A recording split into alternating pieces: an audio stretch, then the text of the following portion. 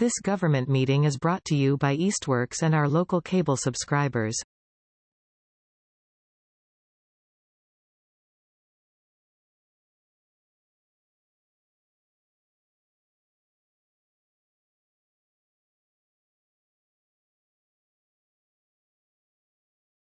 Up here, Councilor Terrell, JC Terrell.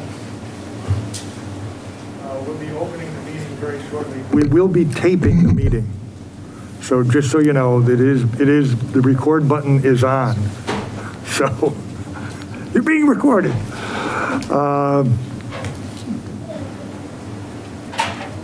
So I'd like to, I guess, formally open the meeting. If I may, I'll take a motion. So moved. Second. All in favor? Aye. Aye. This calls together the Rules and Government Relations Committee of the City Council. Today is March 18, 2024. It is 6:30 p.m. Before we get started, I just wanted to share a little bit about myself and about what my hope is for this evening. I have always believed that I will fight for your right and your right and your right and your right and everyone's right. I can't hear. Might want to take your mask off while you're speaking. I will fight for everyone's right to have freedom of speech. How many here feel that way? That they would fight for someone else. We're talking about someone else's freedom of speech. Thank you so much. I'm glad to see so many hands go up, because really the basic notion is we really need to be as civil as we possibly can. And if any resolution is to occur, both in terms of a resolution or any conflict, we have to be open to the communication of others. And I would ask everybody to take that in mind tonight. And that means to other people around you who may be speaking and have a difference of opinion, it's not just the folks up here or the ones in the front. Really, everybody deserves the same level of respect. So, that being said, we're having a meeting based on the governor saying that we can have meetings both remotely and in person. And sorry if I'm distracted, because this is also my first time ever operating a computerized meeting. Not the first time on a computer, but computerized meeting. And it is a bit challenging, I will admit. So right now we have to admit as many people as possible and keep them all part of the process. The topic tonight is a proposed resolution brought forth by Councilor Denham. And the way I see it is, and President Gomez, my apology, who, by the way, you'll notice is not here. He is a member, the third member of the committee. And typically, all three members are present in order to hear everyone and to make any decisions and recommendations to the full council. We had previously scheduled a meeting for earlier last week, for the middle of last week, and were unable to meet because one person wasn't able to be here. I got a call this morning from Councilor Gomez who said, I can't be there tonight. I said, oh no, you were going to handle the technology and be here as a third person for the committee. So that's why we have the extra challenge tonight. I hope to hear from everybody. It looks like we can have at least 2 minutes. I don't think we have, there are 20 people online and we have about 20 people in the room. Maybe, why don't we say no more than 3 minutes? We will give everyone a chance. Our goal tonight is to hear your comments about resolutions. We currently have, by the way, there will be no dialogue back and forth. If you do have questions, you can write them down and give them to us. You could ask them during your time speaking, and that way we can try to address questions. It is possible that everyone up here may not have the answer. Anyone up here may not have the answer to your specific questions, in which case I may call on a member or two of the audience to assist in answering the specific question. So that may very well be part of the process. But we'll see about that aspect. We have Councilor Denham, Councilor Smith, Councilor Riley, and Councilor Zaret, who are not on the committee, but are members of the City Council. I have asked all active members of the City Council to please join us up here so that we could make it clear to everybody who's on the council, and these are the people. And some of us can stay the whole time, some of us can't. And there's no reflection, I'm sure, on the content of tonight. As far as I know, Councilor Terrell and myself will be here for the duration. So please try to make your comments as brief as possible, as clear as possible, and I know we'll be listening carefully. That being said, there are a number of different resolutions and proposals. I'm happy to have Councilor Denham, if you don't mind. Would you want to start with public speak? If there's something you'd like to say since you brought this forward. If there isn't, that's fine. I can go right to public speak, but I wanted to offer that opportunity to you. Sure. This is a resolution that was brought to me and President Gomez from the community at the request of the community. I received, since the passage of the anti-Semitism resolution, the council had received multiple requests. Neither of us had responded to them. I think we were waiting to see level of interest, as well as if other councilors were going to respond to those. After the increase and the magnitude of the situation, the images that we were seeing from Gaza, the rise in death toll, I think that was really beginning to weigh very heavily on us, as well as from the community. And at the outset, the emails that I was receiving were from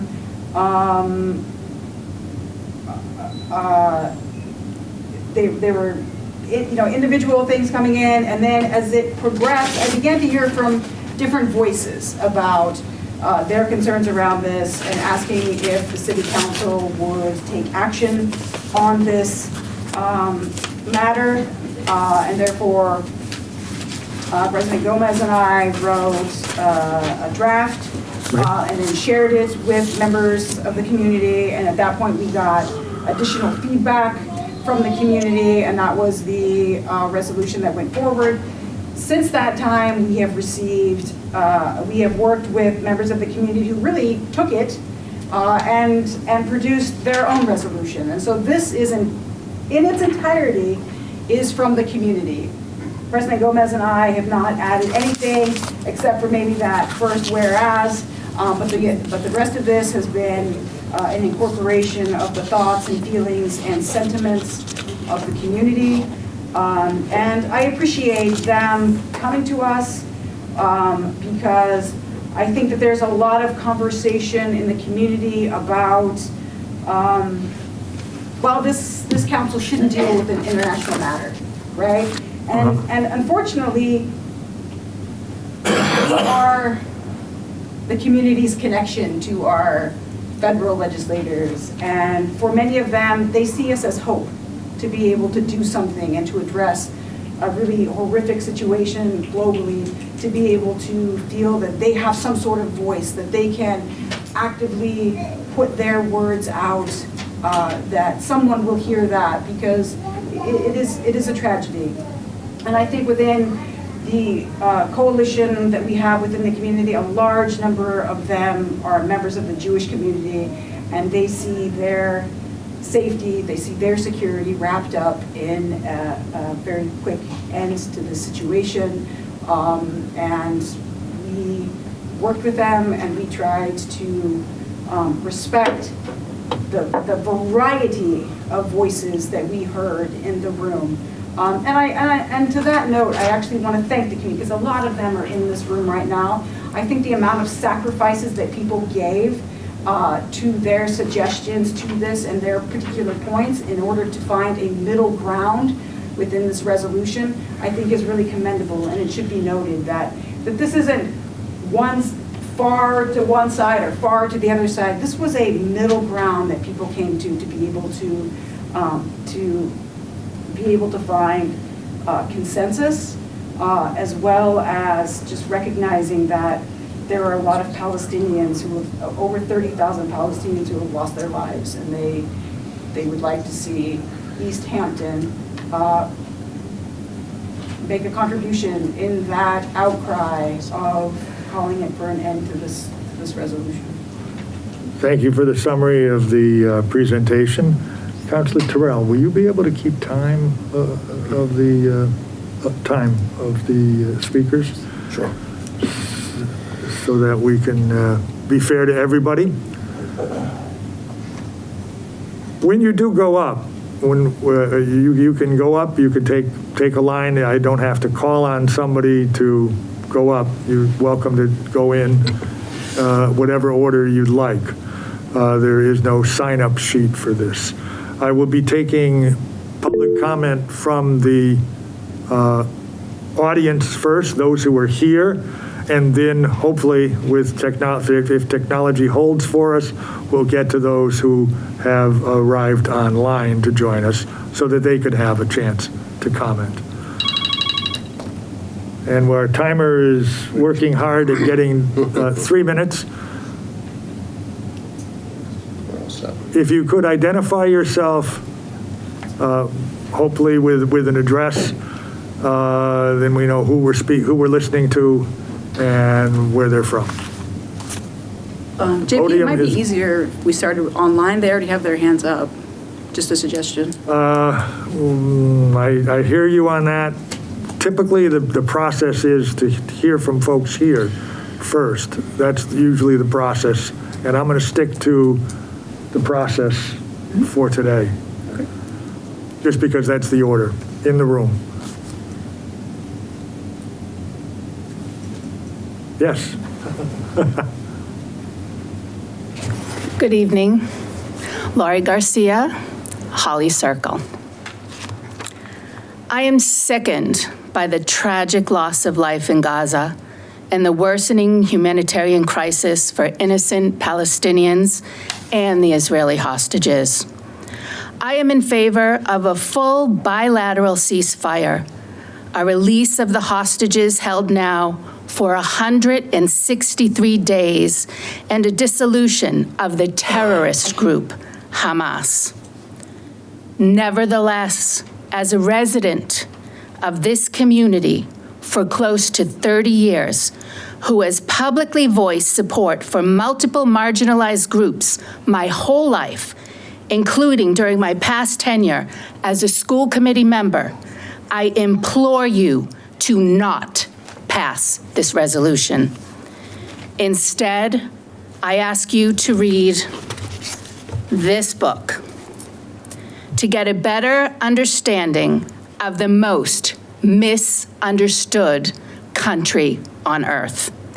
It is not a literary masterpiece, but a historically factual account of the formation of Israel and the events that have led to this horrific situation perpetuated by Hamas on October 7th.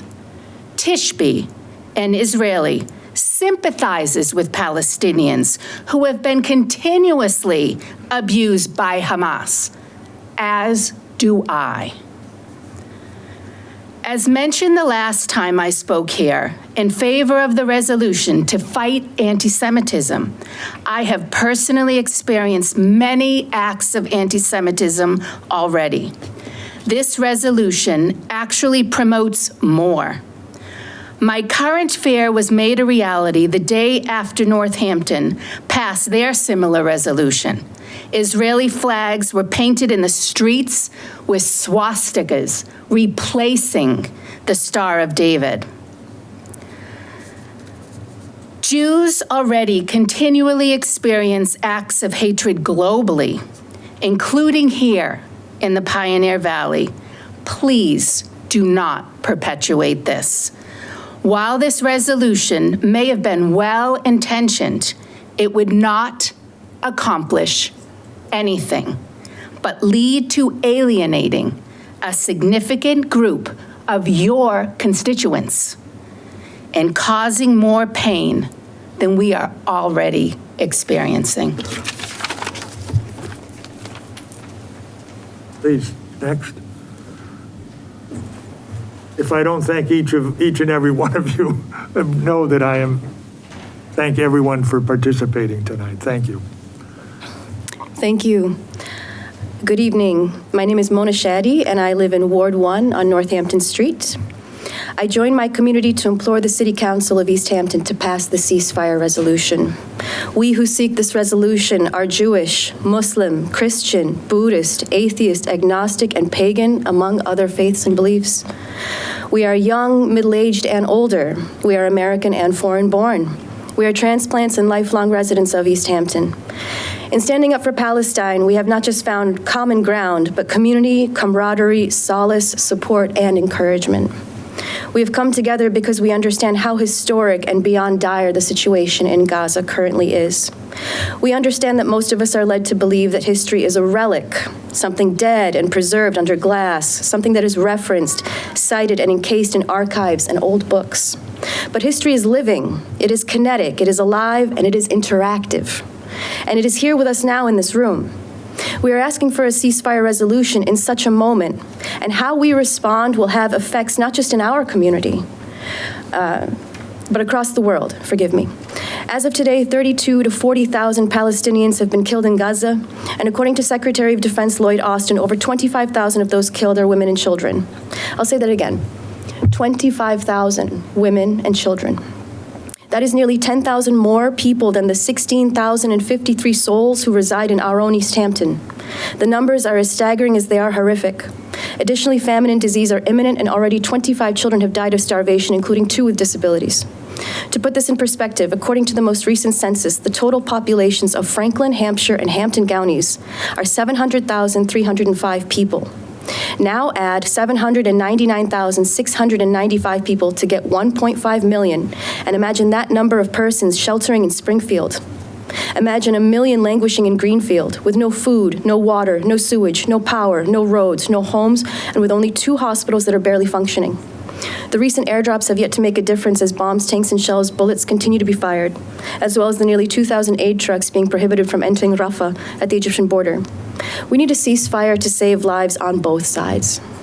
We ask the Easthampton City Council to join us, to join the millions of voices calling for a cessation to the genocide, to join the growing number of U.S. cities passing resolutions, and join the right side of history. Because we never lose when we lead with compassion, and we are always the victors when we fight alongside and for each other. Please pass the resolution. Thank you.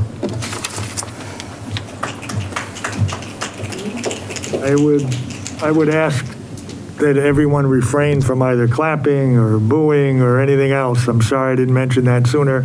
These things may come out over time, but if we can do that, I think we'll have a more respectful meeting. So thank you. Yes. Good evening. My name is Dr. Mordechai Kamel. I'm a resident of Easthampton, Ward 4. I'm Jewish, and my parents are Holocaust survivors. I believe in Israel's right to exist, and I believe in the Palestinians' right to self-determination in a state of their own. I'm the board chair of a small not-for-profit called Healing Across the Divides, a locally based organization that funds community-based medical care for marginalized Israelis and Palestinians. Right now, we are probably one of the few American NGOs functioning in Gaza. One of our grantees has a mental health program for children in Gaza that's been functioning for 2 months. Louder, please. louder. Is that better? Okay, as I said, one of our grantees is running a program to improve the mental health of children in Gaza. I'm a retired board member of the Jewish Federation of Western Massachusetts, and I've been to Israel many, many times in the last 55 years, and I've volunteered in and lived in the West Bank and Israel for extended periods of time. I know that this war was started by the commission of war crimes by Hamas against civilians in Israel, and I recognize Israel's right to respond. Israel, unfortunately, has taken that right to respond, and by attacking and bombing civilians in Gaza, setting siege to the entire territory, and limiting humanitarian aid to civilians, is violating the Geneva Conventions and committing war crimes of its own. I believe that in a civil society, it is the citizen's right and duty to inform its government of their opinion on matters of the day. I believe that Easthampton should take a stand on this war as it rightly did on racism, anti-Semitism, and Islamophobia. I believe that urging an immediate ceasefire by both sides with the release of all hostages is both correct and moral. More than my personal communications with my dear friends, President Biden, Senators Warren and Markey and Representative Neal, this resolution informs them that Easthampton, as a political entity, supports the idea of a ceasefire. Excuse me just one second. I've been informed that it's a little hard to hear, so I guess I have to ask people to come as close to the microphone as possible. I think that's not hooked up to a computer, and that might be why it's not being heard. So I think you need to come to this microphone. I'm sorry. Yeah, no, not your That fault. may be a great suggestion. Let's try that. And, All right. And if I may, if I may, just a second from Now you need your guitar. Once we hear the speaker for a moment, if you could just give me a thumbs up if you can hear the person better or not. Is this better? Yes. Oh, even I can hear it. From the audience? From the audience? It's in the Google Meet that they. Yeah. Okay. Okay. I've communicated, the gist of what I was saying was that more than my communication with my representatives in Washington, this resolution informs people in Washington that Easthampton, as a political entity, supports a call for a ceasefire. Those who oppose this resolution and ceasefire claim to speak for the Jewish people. They do not speak for me. This is a... You do have time. If you can wrap up, I see you have a short few sentences. Please continue. This is a very immediate and pressing issue with people dying every day. I would request that the Rules Committee move this resolution on to the full council as soon as possible so the killing can stop.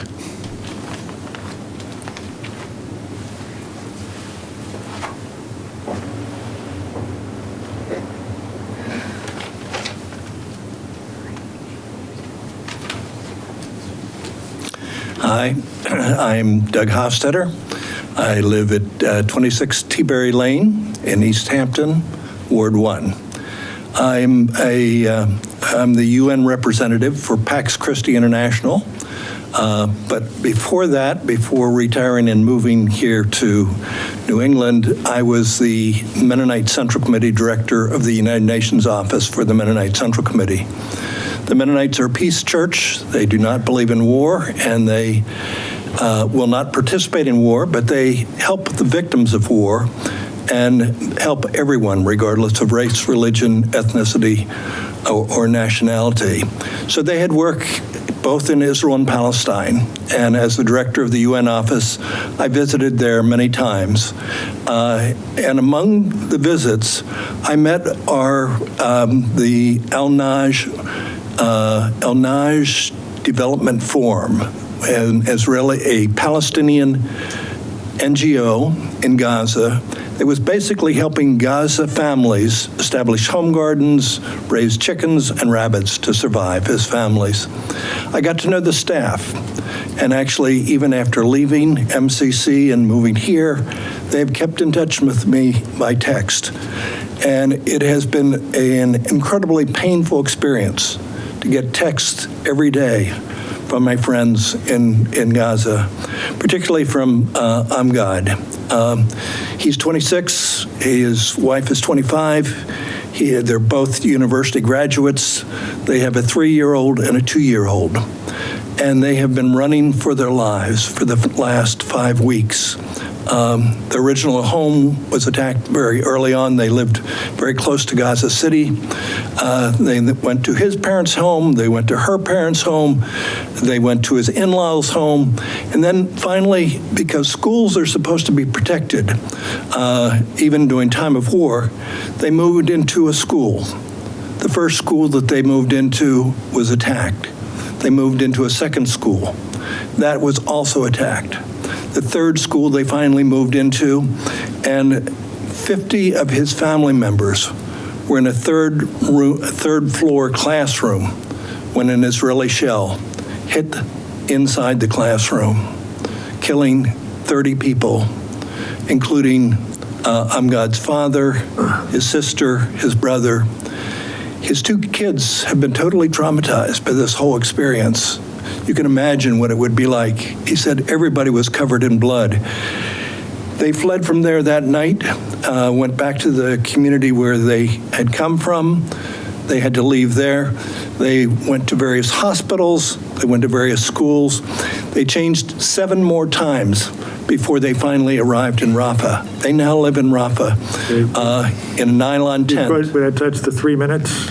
Okay. If you could summarize. Please, for Amgad and his family's sake, move this on to the City Council and support it to end this war. I'd like to ask everybody here, how many in the audience would support the ceasefire? I would not ask you to address the audience. I'd ask you to address us. Okay. If you don't mind. Okay. Well, thank you very much, and please move this quickly, end the war, both for Israelis and for Palestinian sakes. I thank you.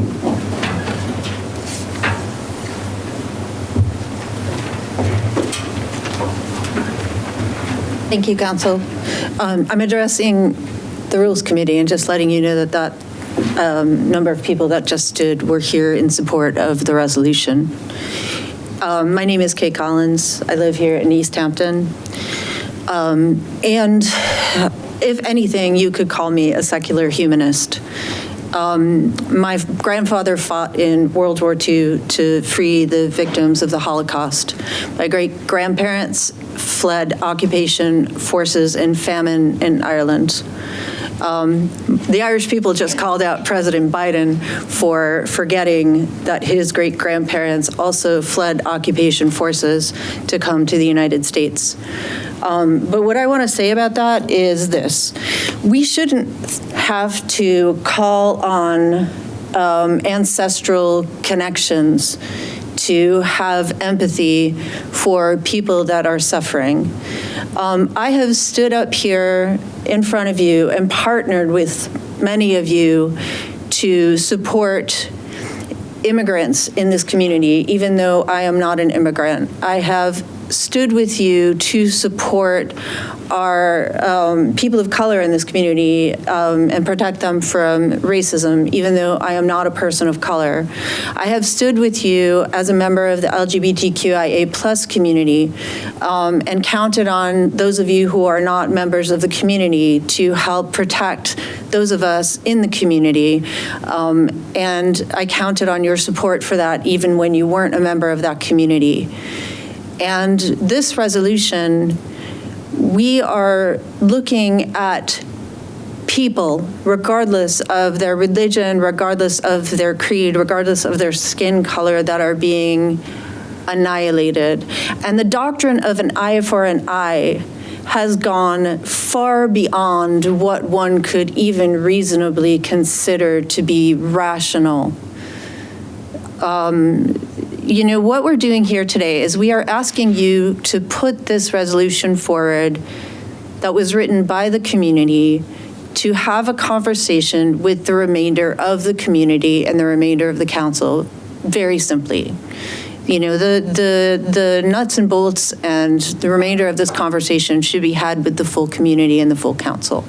So very simply, what we're asking for you to do today is to put that forward so that we can have that debate. And what I'm asking is that we join the groundswell of communication to the United States, because, we had here in Massachusetts, my one home state, 56,000 plus people who voted uncommitted on the no preference on the ballot on Super Tuesday. In my other home state of Michigan, it was over 100,000 people, to show the president that we are in favor of a ceasefire, because they're not listening to us. The government is not listening to us in any other way. So we're using every means necessary to try to get that across. And, as we've done many times before, taking symbolic gesture here in Easthampton, I'm asking for us to be able to do that again. Thank you. Thank you.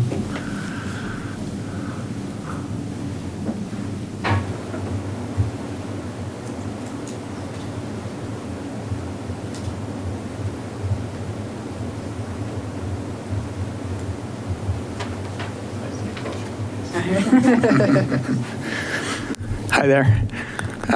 My name is Frank Roberts. I live at 7 Fox Run in Easthampton. I spoke on behalf of the anti-Semitism resolution a few months ago, so I recognize you. I was proud to be an Easthampton resident that day. That was a great day for me. I have 3 little kids. They live in town. I brought them so that they could see me speak. I didn't bring them today.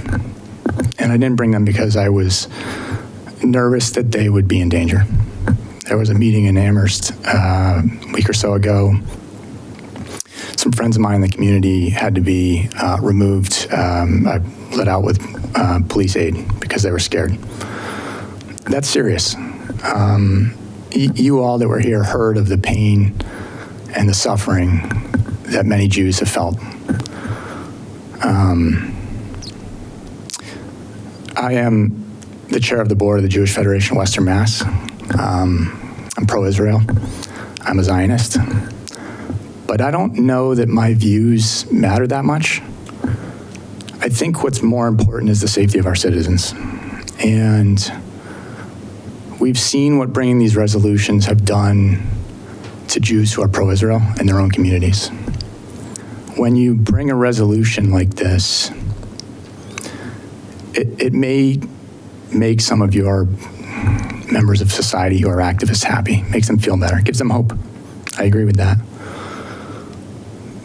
But it doesn't do anything to end the conflict. I want just as badly as anybody for the atrocity to end there, but I don't see any positive. I only see negative. And I only see that it makes our community more dangerous. That's my issue. But I understand you're doing what you feel is right. And so I would ask that if you feel the need to bring a resolution, it sounds like you've had a lot of, comment from the community, but I know from the people that I have spoken to that the resolution is imperfect and it doesn't really take into account the viewpoints of many Jews in our community. And I think the easy thing to do is to pass it. I think the right thing to do is to build consensus.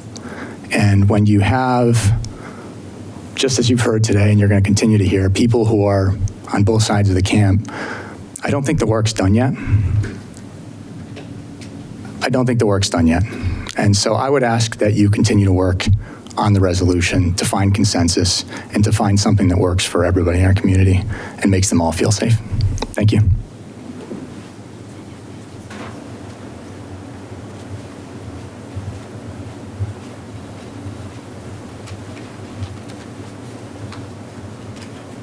Hello, this is funny, huh? My name is Elliot Papadakos. I'm an Easthampton resident. I live on Briggs Street. I am a Jewish American and Israeli American. I grew up speaking Hebrew in my household. I'm a descendant of a Holocaust survivor, and I'm telling you all of this, even though it has nothing to do with the safety of your constituents who are Palestinian, who are Muslim, who have family in Palestine, who are being actively murdered. So, as a kid whose grandmother was a Holocaust survivor, I would ask, why did nobody do anything? We all know what is happening. We are onlookers in this moment. We have the power in our local communities to say something, to give that message to our higher elected officials. And I'm urging you to move this on to the town council. So because so many of your constituents here in Easthampton are asking you with this collective voice to pass this on. Because it's in the resolution, our tax dollars are funding this, are funding the sheer scale, this horrifying violence, right? And it is not,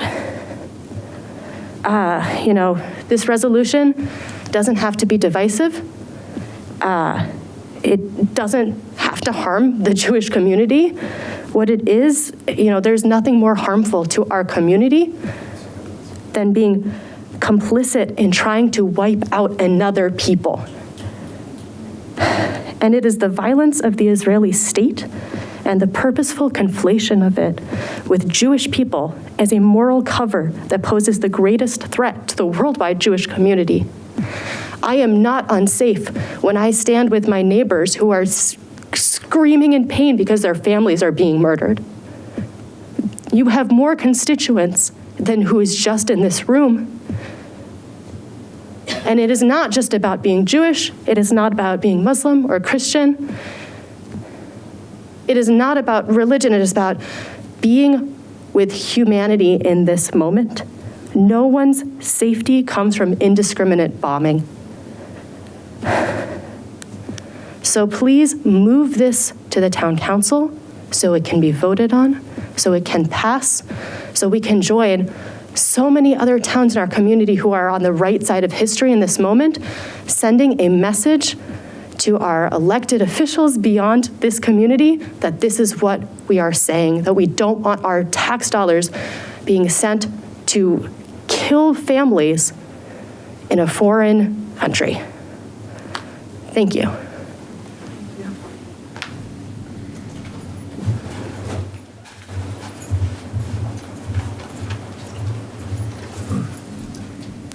Thank you. My name is Amy Major. I live in Northampton. So why am I here?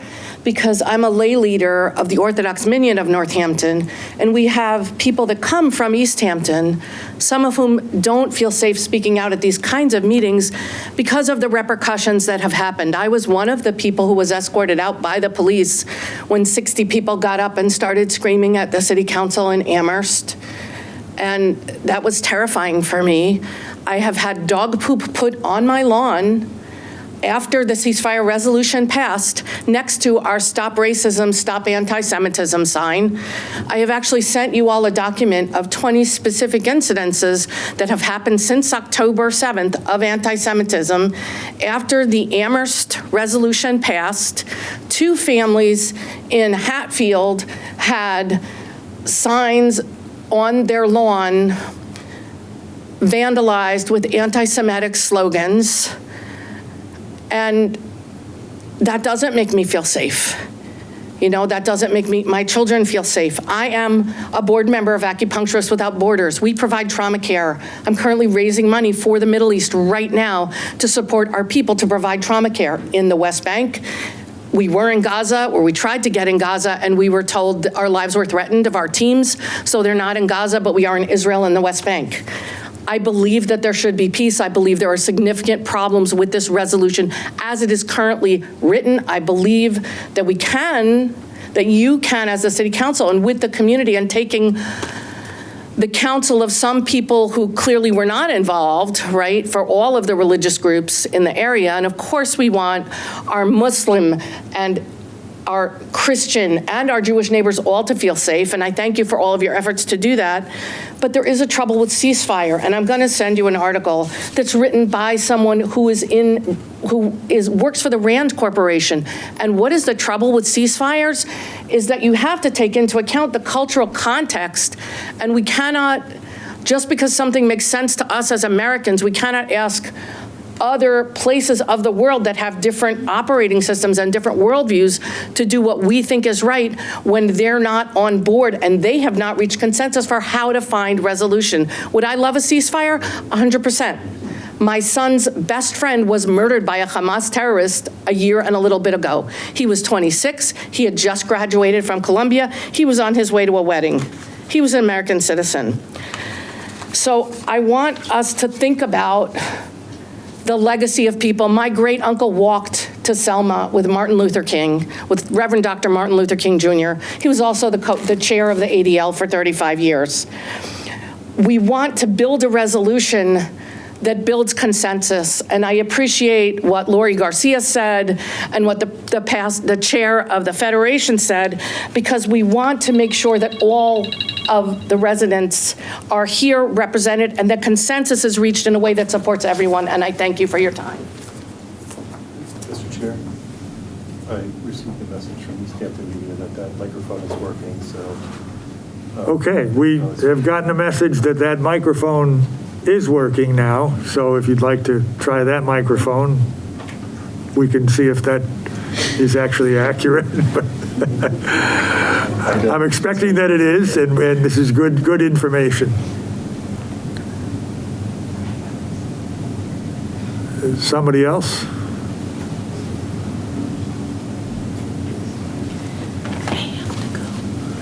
Thank you, Tom. I'll look at this online. All right.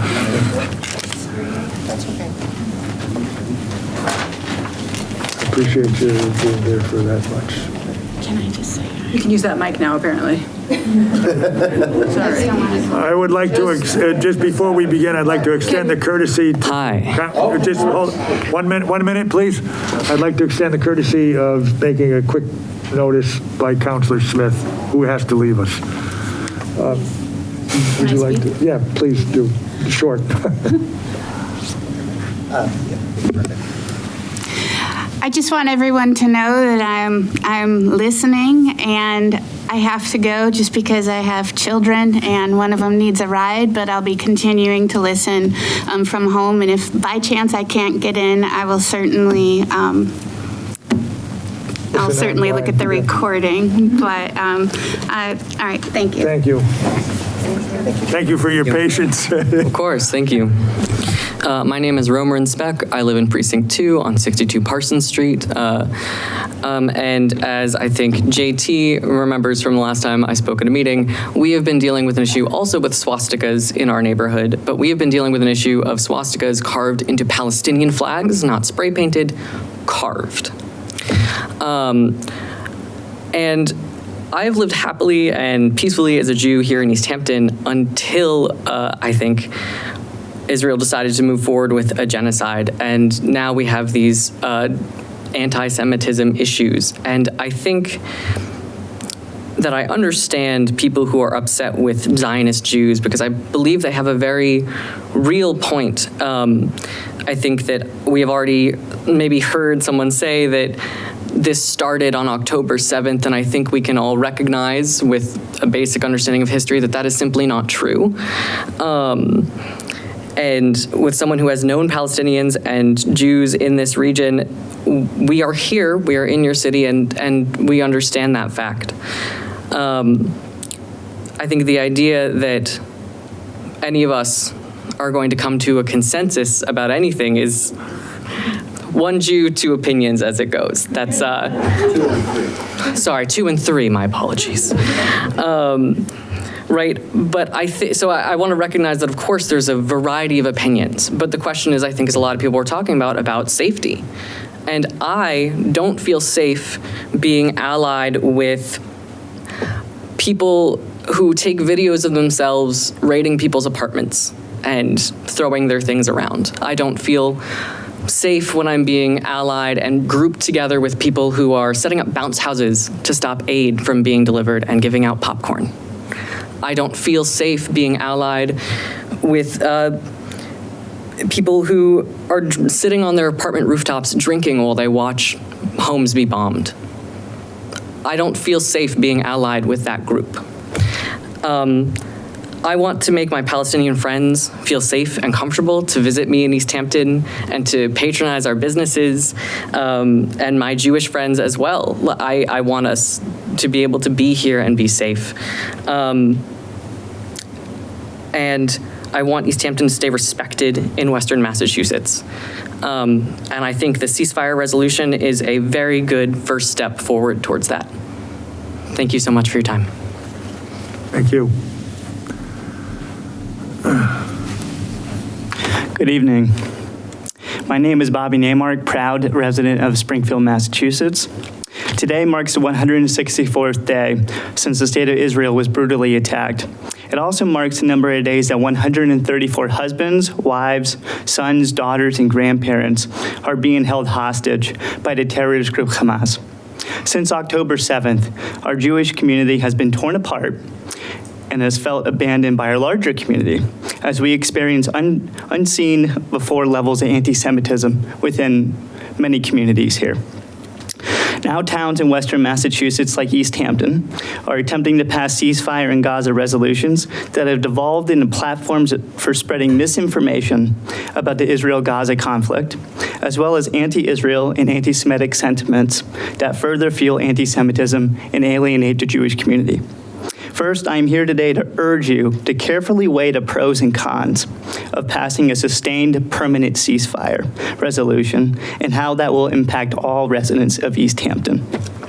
Second, symbolic resolutions like this one are unsustainable and ignore Hamas's atrocities, the plight of hostages, and Israel's security.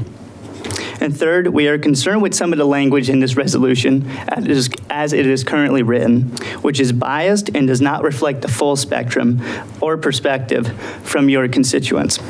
We can all agree that the war in Gaza must end, but disagree with the loud minority demanding a ceasefire at all costs. Like the vast majority of the American people, we want a lasting ceasefire where the hostages are returned to their families and the terrorist group Hamas is fully dismantled. Hamas has once again rejected the proposed 6-week ceasefire deal that Israel has agreed to, which would allow Israel to facilitate more aid to come into Gaza and the release of hostages who are women, children, elderly, and the sick. Hamas is rejecting this latest ceasefire because they think that the more people in Gaza that suffer, the more the world will pressure Israel, which they hope to destroy completely. If you still feel compelled to pass a ceasefire resolution, then we urge you to consider amending the language to instead include a mutual and temporary humanitarian ceasefire with language that is balanced and reflective of both the unbiased facts of the current situation and the full spectrum of perspective from your constituents. Thank you.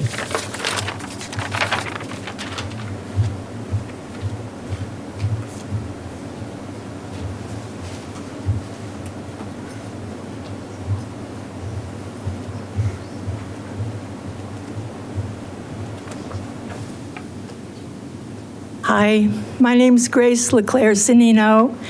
I live in Easthampton at 14 Holyoke Street, and I'm not part of the activist group here. I came because I heard that this was on the table, and I have a grandson who's asking me, my grandchild actually, who's asking me, Mom, when are the grown-ups going to do something about this? I mean, Graham, when are the grown-ups going to do something about this? And I was really heartened to think that we were trying to do something about this.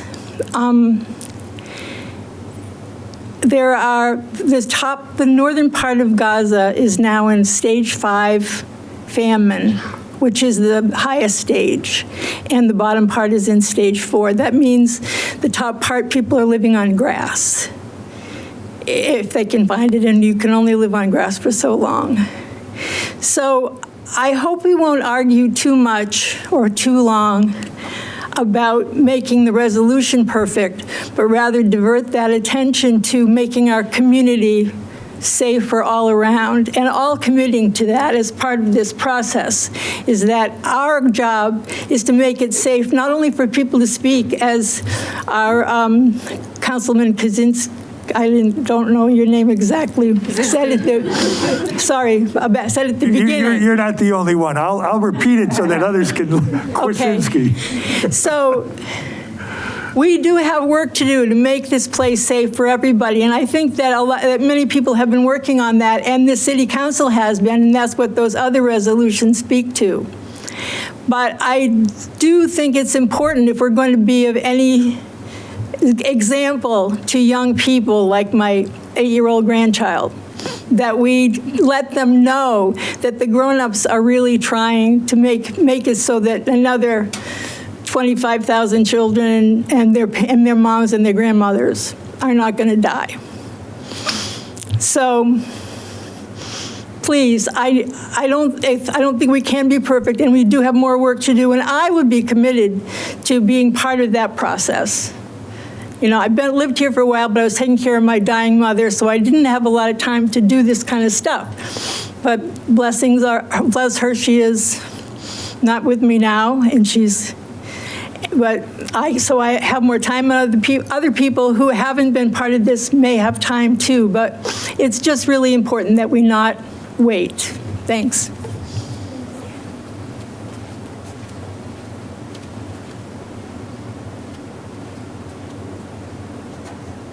Thank you. Is that, please.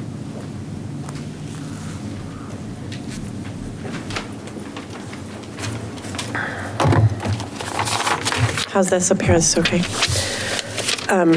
Loudly, please, as loud as you can. All right. I just want to thank, there's been so many very articulate people, so I'm just going to share some different thoughts. I'm usually pretty articulate, but name and address, please. Yeah, I'll do that too. So my name is Rabbi Ricky Kosofsky, and I've been the rabbi for the last 16 and a half years at Beit Ahava Reform Synagogue of Greater Northampton, that's located in Florence at the Bombyx Center for Arts and Equity with the Florence Congregational Church. I'm a resident of Northampton. I'm passionate about peace between Israel and Palestine, Israelis and Palestinians, and I spent most of my adult life and as well as my teen life deeply connected to organizations and people and studies and communities that support and work for a progressive Israel. I returned last Thursday from a 3-week trip to Israel, and while in Israel I traveled in a rabbi's mission as well as on my own and networking with friends and civic volunteer groups and many and peace organizations as well. And I volunteered and I worked on kibbutzim on farms that have been decimated on October 7th. I spoke with Thai workers, with Palestinian workers. I talked with Israelis, Jews, Arabs, as many different kinds of people as I could. I also cried and grieved through a tour of Kibbutz Be'eri, one of the hardest hit, witnessing burnt and bombed out homes that look worse than one could ever imagine. The houses that were destroyed without fire were equally or even worse horrifying, because those were places where Hamas had been able to break into the homes to murder and rape and pillage. And it was only the homes that they couldn't get to the people in the safe houses that they lit on fire to smoke them out. And I'm still, 3 weeks after that visit, the smell of the smoke that hovered everywhere just literally still makes me sick when I think about it. I guess what I want to say, because I know that we're about this time, I also grieve, and I didn't meet anyone who, in all of my travels there, who's not so sad and upset about what's happening to the Palestinian people as well. But I believe that the current ceasefire resolutions, as they're being written, need to instead be a call for long-term peace, and they need to be balanced. The way I read them, they don't feel balanced. They feel very much vilifying Israel. I think taking more time would really, right now, to discuss and be in committee and to really go over these rather than to rush these ceasefire resolutions as they're written. We've heard a lot of different feelings about the effect and how many of these ceasefire resolutions, as they've been passing, are actually increasing anti-Semitism in our own communities. My own synagogue had 2 bomb threats. I'm sure many of you, or you've all heard, we had 2 bomb threats to our synagogue. So I want to just add that as you look at the wording, to really look carefully, like if you're going to include the numbers of those that are evacuated and seriously injured, list those also in Israel. I mean, that's so many people. There's thousands of people who are seriously injured and recovering without limbs. The highest number of amputees in Israel right now are early 20s because they were killed they were attacked. Wrap it up, please. And my last comment, I really want to urge you in any resolutions to really focus as a community that's very progressive and feminist here on the mass weaponization of rape, and to really call that out by Hamas, because the pain and the sorrow and the suffering that's going on in Israel based on that, without recognizing that in these resolutions, and the torment around the hostages is just making it really unbalanced. Thank you. Thanks. If by any chance anyone has additional comments, please feel free to send them along to all the council members on the website. Please. I meant additional comments to your time being cut. Not that we will stop communication here now. My name is Rabbi David Seidenberg, and I have so much respect for this man here, Mordechai, and appreciate his words. And so much respect for the people here who love Israel and with whom I'm going to disagree a little bit. Fundamentally, I think you're trying and close to presenting a balanced resolution. If it's possible in any way that a resolution could do anything to prevent a famine, the egregious calamity that's happening, then it should be passed right away, and it doesn't even matter what it says, because that's more important. But if there's a chance to make changes and to make it a little bit more, I would say listen to the Jewish constituency that's anxious about the resolution and see what small elements you can take from that to include in the resolution in order to make that part of the community feel most comfortable. So, for example, as Rabbi Riku was just mentioning, not just mentioning the refugees in Gaza, but also saying that there, as of January, the end of January, there were 126,000 Israelis who were also internally displaced refugees because of Hamas rocket fire. So adding that detail in shows that you're paying attention to the total picture without weakening the resolution. I don't think you should do anything that would weaken the resolution. I think there are a few other things that could be included. And I also have a question about language, which is when you say all detainees being released, do you mean also Hamas infiltrators who committed the rapes and the murder should also be released? Because I'm sure that Hamas would expect or want that. And I can't imagine supporting the idea that everyone who is being held should be released, including those particular people. On the other hand, administrative detention is widely used in Israel and in ways that should be illegal, and all those people should be released, and it's right to demand their release even if there was no war happening. So that's all I want to say, and if I can help you think about little tweaks that might achieve that, I would be very happy to do that. Thank you.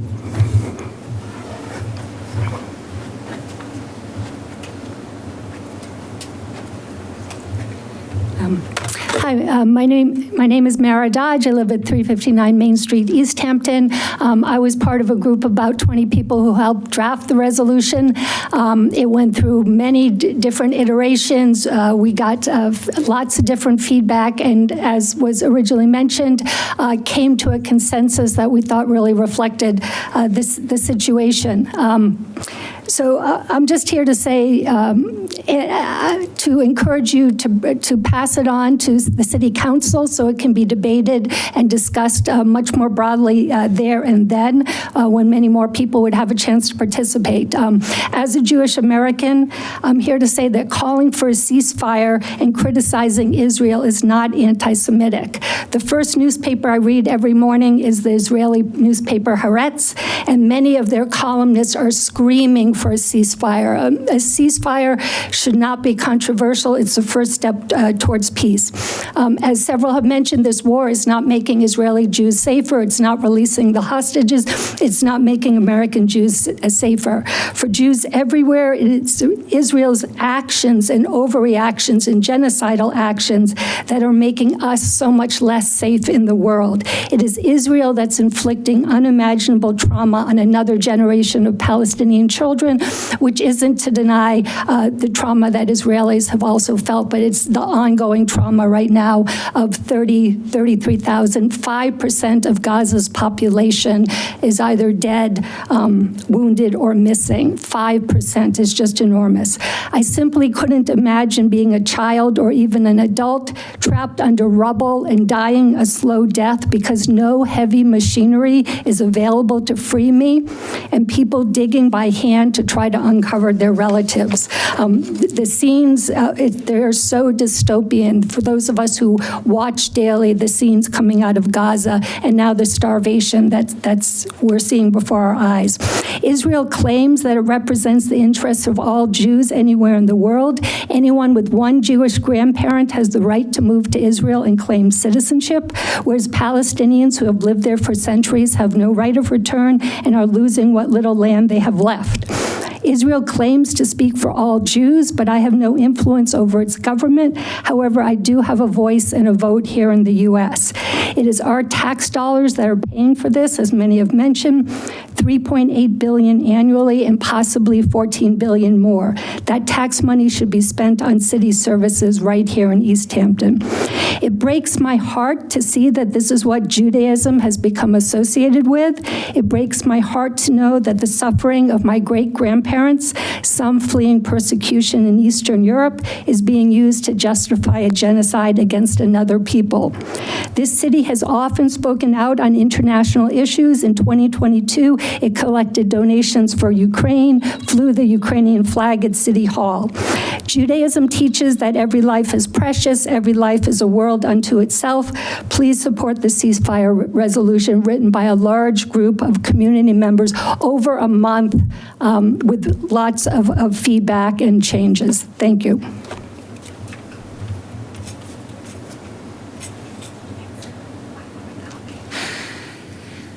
By the way, I want to thank everyone for pretty much going along with the three-minute warning here and finishing up as soon as possible. You're doing a great job, by the way. Thanks, JP. Anyone else? I will just take a moment while those of you are thinking who might want to go back up, or go up rather. There's still somebody out there. Well, we're going to get to them in a minute. Just bear with us, folks. We're going to get to the folks online. I just wanted to say that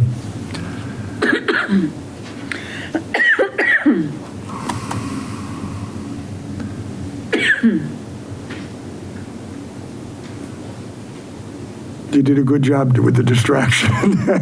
Okay, I'm focused now on the folks who are waiting to speak. I want now it came back. Thank you. The thought is, listen, I've been around this for a little while, since 2003 with City Council, and I've always believed that the public sessions, the public hearings that we have, because we often have public hearings, are really the place to go and speak your mind and get changes made and things happen. You know what I learned? It took me a while. The real work, for the most part, takes place at the committee level and here at this level. So by the time it gets to the full council, there's really very little opportunity to make any tweaks or changes, just so that everyone will be aware of that. It's not something that just automatically happens. That isn't to say that I know I, for one, listen at every minute, whether it be in committee or at the full council. And I'm ready to make a change. But you don't know how many times I've heard from fellow councilors, it's too late. This is time that we can't make any more changes. This expert and that expert, and the opportunity is lost. So I want to be sure that we do get this right, just so you all know.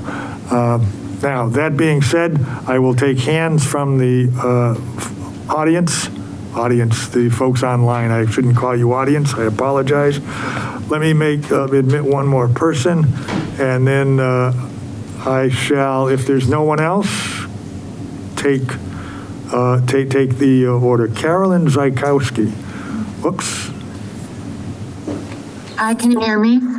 Yes, I can hear you. Great. Great, thanks so much. You have the three.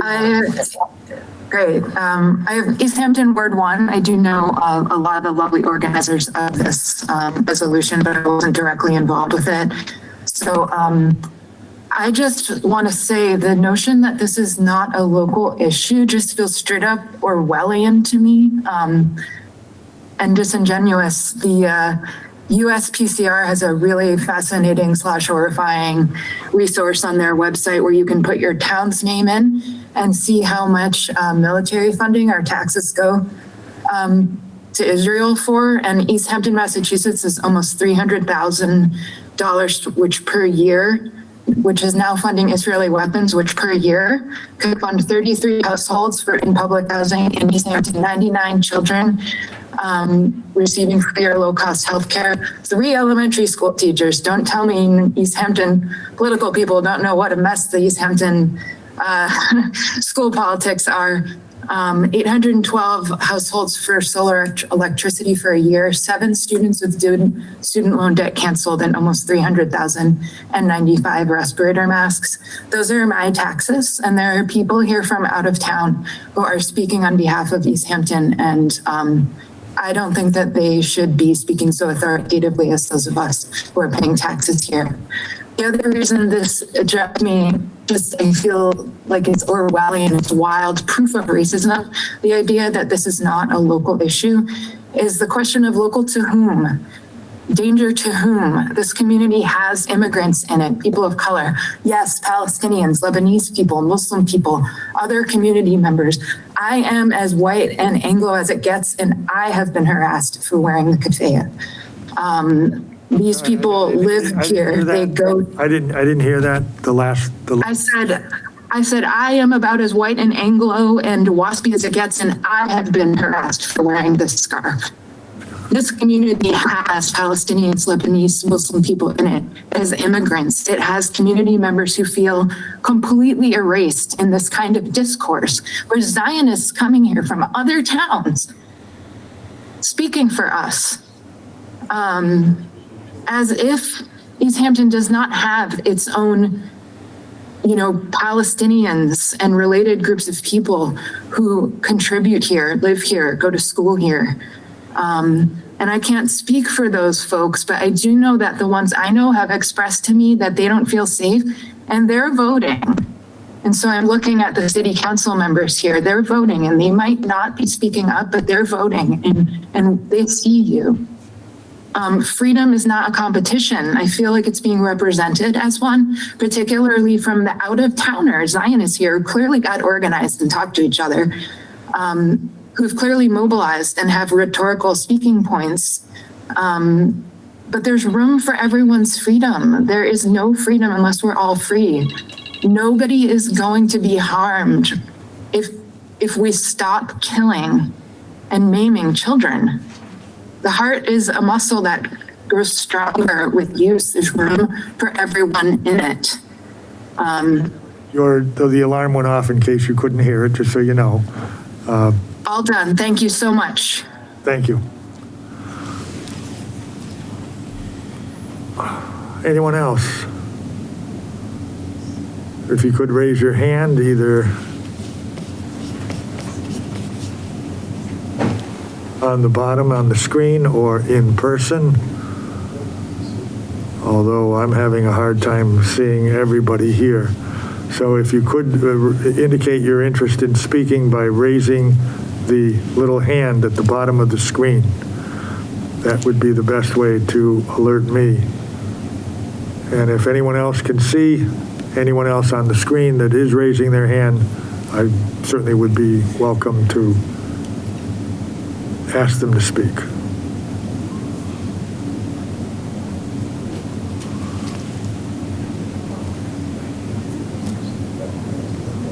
That being said, I see no other hands. Anybody else? I don't know if you're online. No? I didn't go online. Or you didn't go online. Okay, good. Back to the audience. Anyone that we haven't heard from that would care to say a few words? Now would be your time. Jean Allen, 10 Sutton Place, Precinct 2. And I just want to say that I hope we don't let the perfect become the enemy of the good and wait until the war is over to make a ceasefire resolution. I would strongly suggest that we move the resolution to the full city council, and I thank everyone for their words and their thoughtfulness in preparing them. And thank you, councilors and committee, for hearing us. Thank you very much.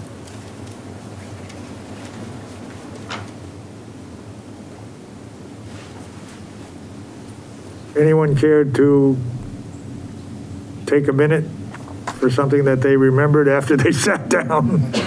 I would entertain that as a possibility. No. Anyone from the audience? From the online? Again, I see no hands. I see you can take your minute. And I'm pretty sure I didn't use my 3. I didn't use my 3 anyway. You didn't use your 3. I'm sorry. You lied. First of all, I forgot to say that I'm from Northampton, so I'm an interloper, so you really don't have to listen to anything I'm saying, to be honest. But I just wanted to point out how the previous speaker who spoke with such passion about wearing her keffiyeh, who I respect so much, but she was using the word Zionist as an epithet in a way to call out and denigrate certain positions. And I think that's, and this is going on both sides, that we all need to be careful about that kind of use of language. And I also want to note that Owen Zaret's resolution tries to address some of that. So if there's some place to take a piece of what he had put together and include it, that might be beneficial. That's all. Thank you again. Okay, I saw your hand next. Thank you. Rabbi, do you have a copy of the resolution? Do you have a copy of it? Okay. Yeah, I do.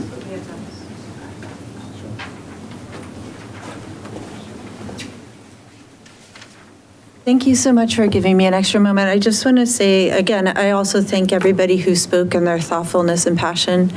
I would like to note that there isn't any place in the resolution currently that notes the word Zionist or uses any epitaph for either side. And as Mara said, this was brought forth by the community. I didn't work personally on the wording. There may be things in the resolution itself that I personally would want to change. If anything, I might err on the side of stronger language in condemning what's happening.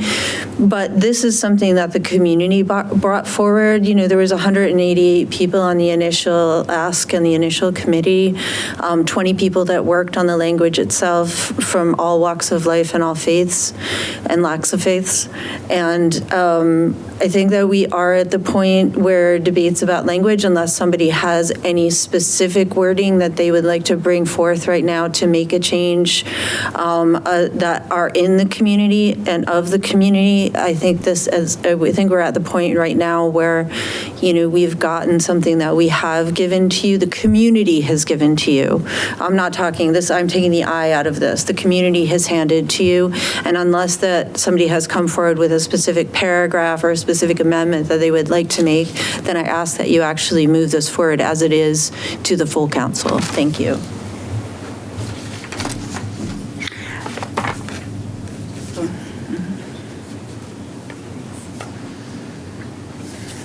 Sorry, I don't normally get back up and speak twice, but I think it's important to note, given that there's a question of what Zionism means as a part of this. The definition from Merriam-Webster is an international movement originally for the establishment of a Jewish national or religious community in Palestine and later for the support of modern Israel. That is the cut and dry definition of the word. It is support for the state of Israel. I don't think it's appropriate to call that woman a B word because you did not like what she was saying. Thank you very much. I saw someone else first. Was there another hand Sarah. in the yellow? No? Okay, please.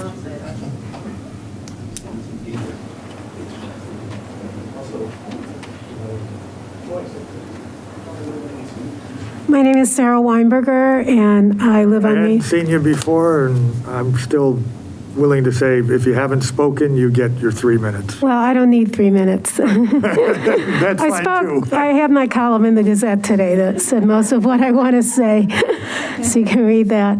And I'm from Easthampton. I live on 359 Main Street, Unit 11B. I can vouch for that. That's my husband. So I just want to, the thought just occurred to me because I wasn't going to speak, but a couple of weeks ago, I saw a group speak, the two leaders of a group that is based, it's a coexistence group in Israel called Standing Together.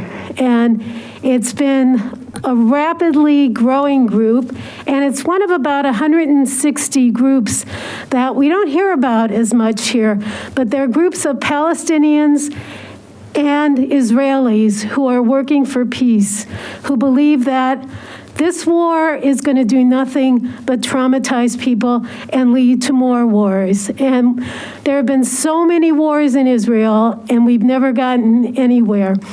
So I've heard them speak a number of times. I feel like I'm a Standing Together groupie. But at the end, during the Q&A, somebody said, how can Americans help? And besides giving money, because they need money, what can we do? And Alon Lee Green, who is one of the leaders, said, ask your president for a ceasefire. We need to have a ceasefire. Israelis who want peace, who want something different, many Israelis are asking for a ceasefire. I spoke with a friend of mine in Israel who said they are having demonstrations against the war several times a week now, and it's growing and growing and growing. So before more people die, I don't worry about anti-Semitism because of a resolution. I worry about more anti-Semitism being generated every time the numbers go up. And so I would urge the City Council, the Rules Committee, to thank you for listening to us tonight. And I want to thank everybody for being responding mostly really appropriately, no matter whose side you're on. And please do all you can to bring this resolution forward to the full City Council. Thank you. I can't help myself.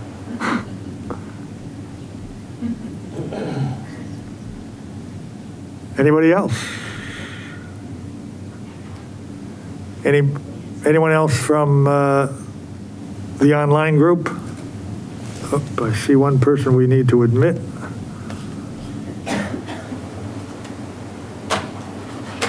We're having final comment from the online group. So I don't see anyone. Miriam, me, please. Miriam and Sarah, Easthampton. I just want to re-emphasize, Kay already said it, and several other people said it, but I've lived here now for 17 years. I have been so impressed at the diversity and broadness of the group that's come together around this resolution. It has been, I don't often get a chance to work with people a lot younger than me, but I have. And I don't get a chance to work with people who have really divergent views from me on questions like Israel. Turns out I'm half Arab and half Jew, but I've been raised up with this question. I don't often get a chance to work with people with whom I don't share a view of Israel, and I am delighted to do so.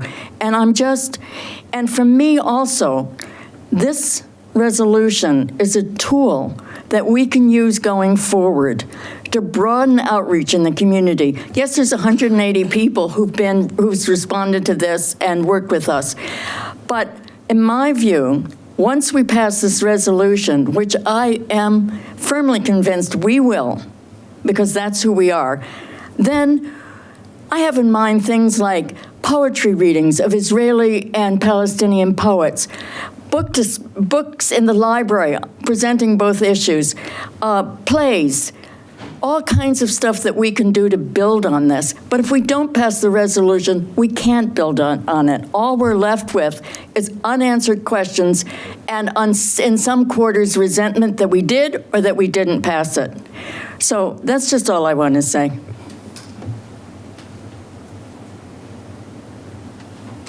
Thank you. I wanted to offer. Oh, you just got the hand up in time. 1 minute.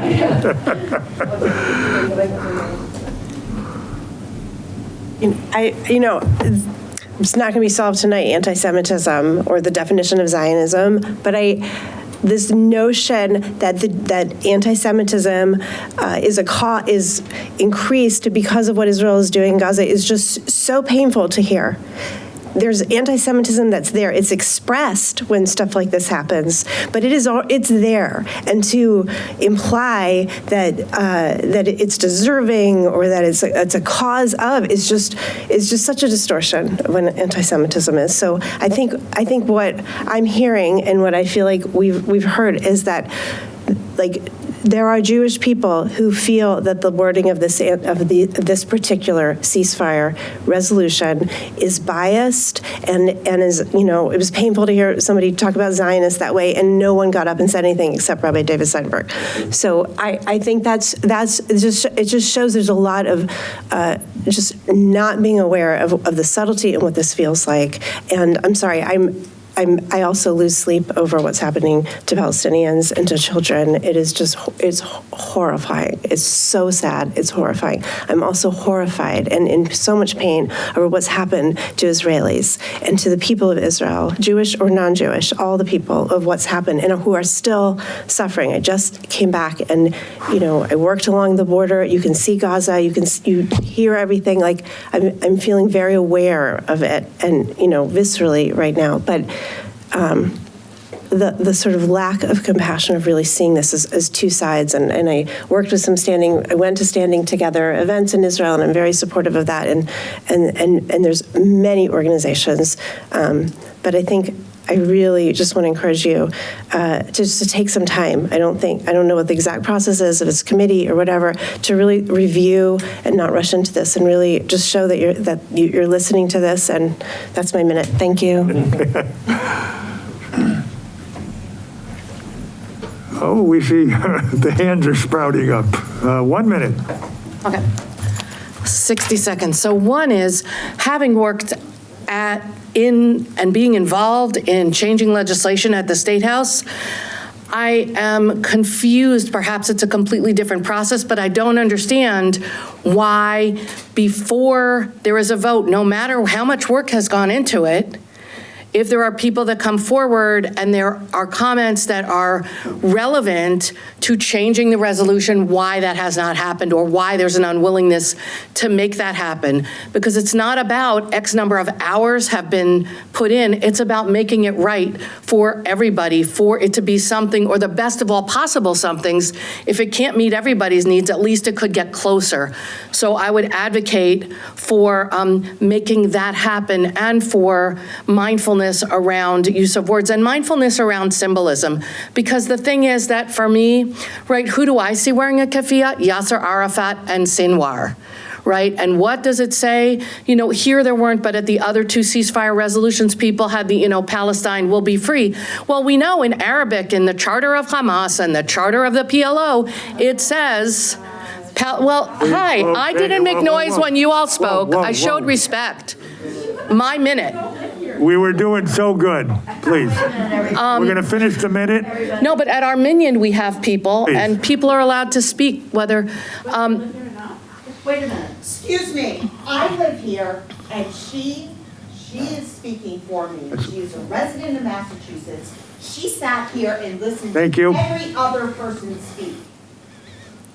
Thank you. You're taking the words right out of my mouth, so I allowed you to. Heather doesn't feel comfortable speaking, and she actually did ask me to speak for her. Amy, you have 30 seconds. Okay, so I would just ask that to know that when you're representing a sign or wearing a symbol that you know is used to intimidate people and you know represents people whose words have said, and this is verbally and in writing, that it's about Palestine will be Jew-free, right? And so that it's not an innocuous statement. And that's all I want to say is that we need to be aware and mindful of how we choose to interact. I didn't interrupt anybody. I didn't snap my fingers when somebody else spoke. You asked people not to do it, and it continued. That's a lack of respect for our humanness, and we can do better. And I want to thank you and encourage us to do better and be more respectful as human beings of each other. Thank you. I think that was 20 seconds, not 30. Please. Hey, hello, I'm Elliot Papadakos. Again, I'm an Easthampton resident. I live at Brick Street. I want to thank everyone for taking this time to hear your Easthampton residents talk about why this local issue is so important to them. And yeah, thank you for your time listening to Easthampton residents, sharing about this, and really, really going to encourage you to pass this through to the council so that it can move forward in its process. Thank you. Thank you. I think that may be, oh. Go ahead. I wanted to say something as an Arab Muslim myself. I immigrated to the United States from Egypt when I was 4 and have lived here nearly my entire life. Just on what the kufiya is, the kufiya for centuries, like millennia, have been worn not just by Muslim Palestinians, but Christian and Jewish Palestinians. In the Middle East, we have, as Christians, Muslims, and Jews, a storied and rich history of living together, not just well, but vibrantly. And as Muslims, it is not suggested to us, it is not hinted to us, it is commanded of us to protect Jews and Christians who are our family and siblings in faith. And so what I really want to relay to all of you is that this is not about religion. And us in the region do have a distinction of what Judaism is and Zionism is. Jews are our family, and they have always been our family, and they will always be our family. Zionism has created, as an ideology, not a religion, an ideology, fissures and fractures within the region that still go on to this day. So I just want you to know that. We're not here against our family. We are here with and for our family. Thank you. Thank you. I'm sorry to do this. Go ahead. I'm actually not entirely sorry, but you're forgiven. I won't take a full minute. I will simply say that this is a matter of urgency, and that for every day that we sit here discussing our own hurt feelings about whether somebody has a flag or somebody doesn't have a flag, there are quite literally tens and hundreds of people dying. And the vast majority, and I don't know what the numbers are, but I can tell you that the vast majority of the people who are dying are not combatants. And if you have empathy, then that's the number that you need to think about.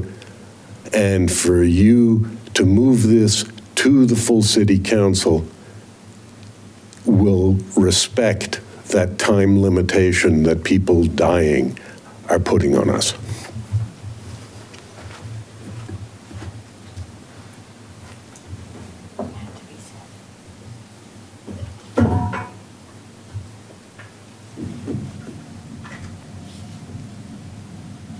Sorry, more people are joining us, so I have to break for a second to let everybody in. And we are going to close tonight's public speak at this time. At this time, I would like to be able to confer with my fellow counselor, and I will give time for other counselors who are here to also speak. That being said, I will make a few comments and thank everyone. Basically, this was a very good conversation, and I think we were able to listen carefully and hear what everyone said. It's so easy not to hear what everyone's saying when the issues are so filled with strife, and rightfully so. They're important, they're critical, they're on our doorstep based on the people who are here, who share our world, and who share Easthampton with us. I will make a quick statement. I certainly allowed people from out of town to speak. Anyone who joined us was willing to speak. That's the part and parcel and price we pay for having public speak. Now, that doesn't mean that the various counselors listen more or less carefully to those who are from this community. That's up to each and every individual counselor. But it is part of our right here in the United States, and I respect people coming and taking issues seriously, and especially those who bring us information that can help shed some light for all of us. So I'm appreciative of that effort.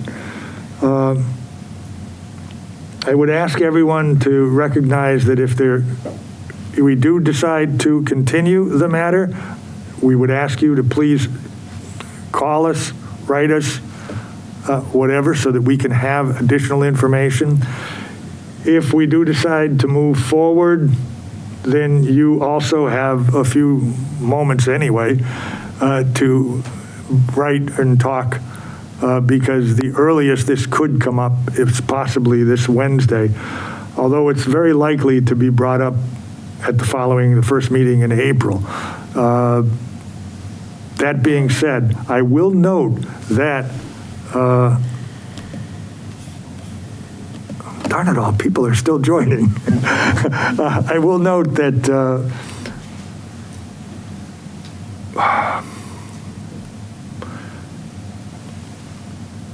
that person joining was a big distraction. I apologize.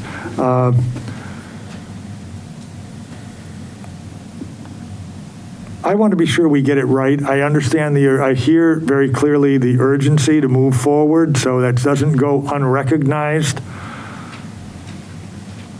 But I know there's a lot to digest, and I don't know how my fellow counselor feels about that. I'll be giving him the floor in just a moment, and then on to the other counselors. We've had a couple of different proposals. I know Counselor Zaret had submitted one to us that may or may not have circulated in the world.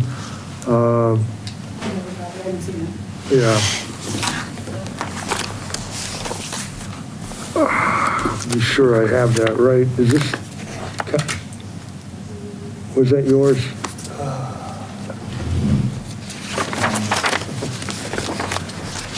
Maybe next time we'll need to sign all of these.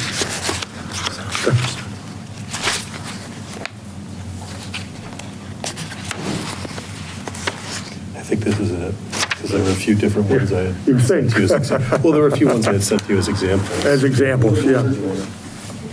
There are no more questions. It's a rule of order. This is a question of order. You're not, it's out of order at the moment. Okay. The order is here at the council level. So- And I am first of all going to ask for a comment from Councilor Terrell, and then turn to the other councilors. I wanted to confirm the information that Councilor Zaret had provided and be sure that we had that correct. So that being done. It's a this is an example, or is this what you're proposing? I'm trying to get clarification. I will allow that. It's an example of a few different options for language, and I also want to be clear that this was not on a public record, and so I don't feel like we should be able to. This needs to be entered into the public record with the clerk for if it's going to have further discussion. But I wanted to introduce some talking points for other options and ideas that have been floated around the country. I do see this meeting as long as anything that someone presents is being germane to the topic area, that we're being germane to the topic area. So just like you could bring an amendment or ask for it, I would allow that to be discussed here tonight because this is the place we should be discussing some of that. So I don't see this as being out of order to consider anybody's opinions on the council as to what should be or should not be in a resolution. Councilor Terrell, you've been very patient, and I appreciate that. I'm going to send the microphone your way. I again want to echo Councilor Kwasinski's comments, thanking everybody for coming out and speaking tonight. Whether your opinion is on one side or the other or neither, I commend you for getting up and speaking and speaking your mind. And I want to thank you because without that, other than emails, we don't hear from you. So again, thank you for that. There was a lot tonight. I have done my best since this issue arose to educate myself on as many points of this topic as possible. I still feel ignorant about it, to be honest with you. I sat here tonight, like I said, a lot of information put out there. Sometimes things were said that gave me pause and made me think of a different point of view, which is why we have this type of forum. It could be one word said, and I could say, "Whoa, I really didn't think of that way." It's all about perspective, and I also don't feel comfortable with 1/3, and it was unexpected. I understand 1/3 of our committee not being here this evening to hear everything everybody had to say. Although Councilor Gomez, coupled with Councilor Denham in the resolution presented, like I said, things said might trigger different perspectives, different opinions, different thoughts. And I am not comfortable moving forward with this until we have the opportunity as a full committee to digest this and really take a better look at this and have our third person, our third counselor on the committee present to participate in that.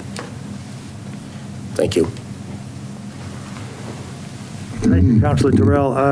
I will make note that it is quite typical for this council and for this committee to have all the members present as often as possible if there's a serious issue and there's an issue that is somewhat controversial, that there may be diverging opinions. So Councilor Gomez not being here tonight, we had specifically checked with everybody a couple of times for both meetings last Wednesday and today. So I'm also uncomfortable with making any determinations. I would like to feel that Councilor Gomez had a chance to review the tape of this meeting. And then we could meet again, and then again, without delay. But that's a bit premature. I also want to hear from the rest of the councilors regarding what there may be on their minds, if I may. Either you feel free to make your choices. Yeah, so, I also wanted to thank everybody for coming out tonight. I know that this is a painful topic. Anybody who is a human being knows, even from a primary experience or a secondary experience or a tertiary experience. This is painful stuff to have to talk about. And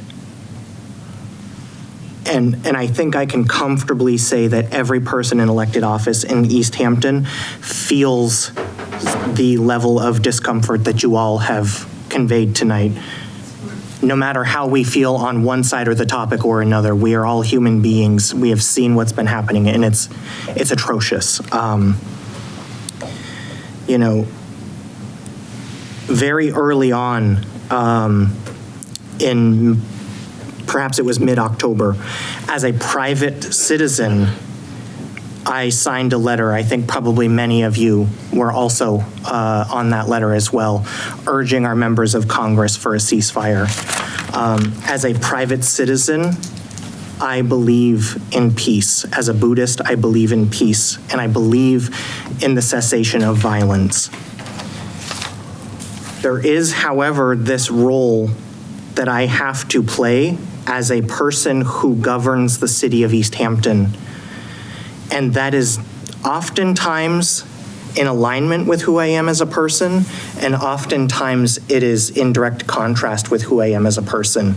And that's a tough balance to strike at times. And this is one of those situations where I don't sleep well at night, and I think for hours on end, what are we supposed to do in a situation like this?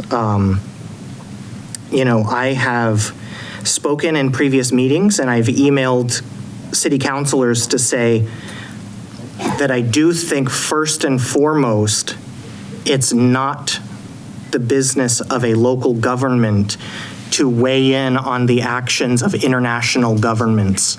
I wouldn't do that for the state of Connecticut. I would not tell the state of Connecticut how they're supposed to operate their government.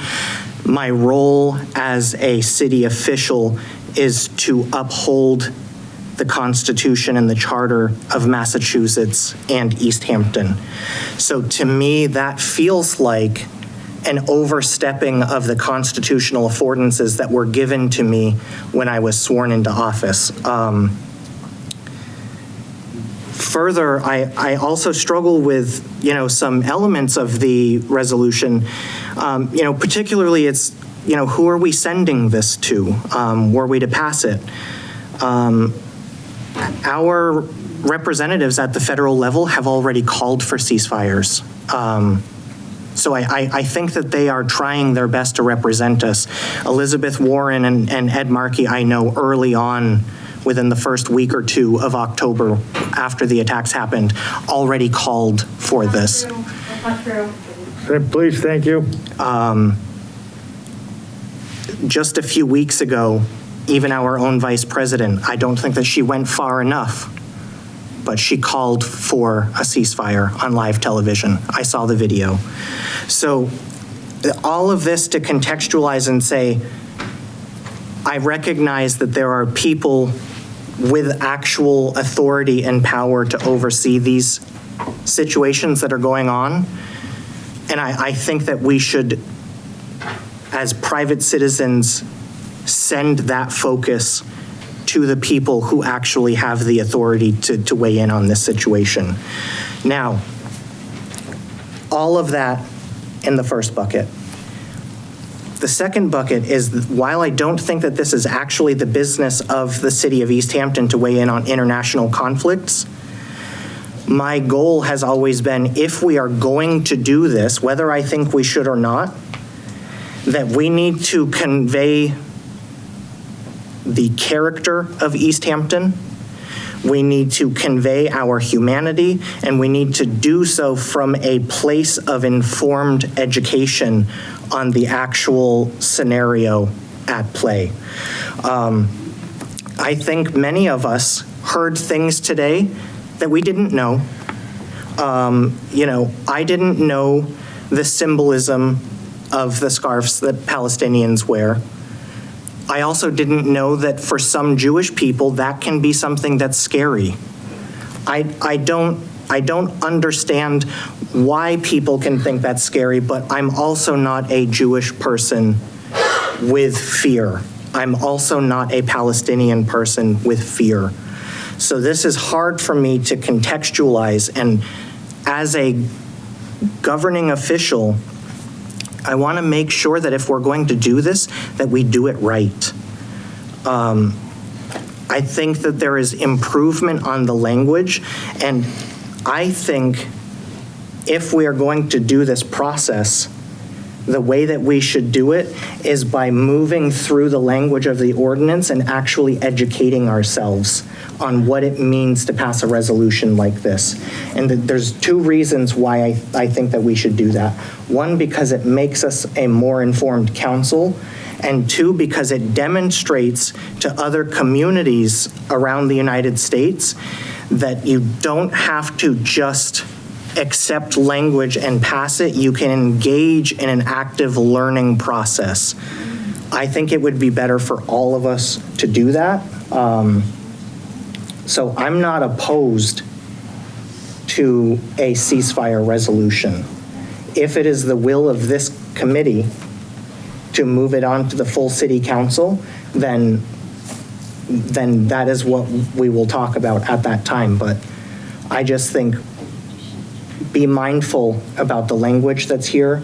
I know a couple of people mentioned that there are statistics that people in Israel have experienced, not the government of Israel, but the actual citizens, and that if we are wholly representing the struggle of what's going on, then we should probably educate ourselves and properly document that. My ultimate concern with resolutions like this is what does it do to the physical safety and the psychological safety of people in Easthampton? And I would hate to pass a resolution that has language in it that's harmful to somebody else. So these are some of the thoughts that I have in my head as we approach this conversation. And then, the last piece that I want to challenge not just those of us who are here in attendance on the city council, but the others who are absent from this process. I have reached out to all of you to talk about language, to think about ways to improve this process, and 2 out of the other 8 city councilors actually reached out to ask questions and engage in the process.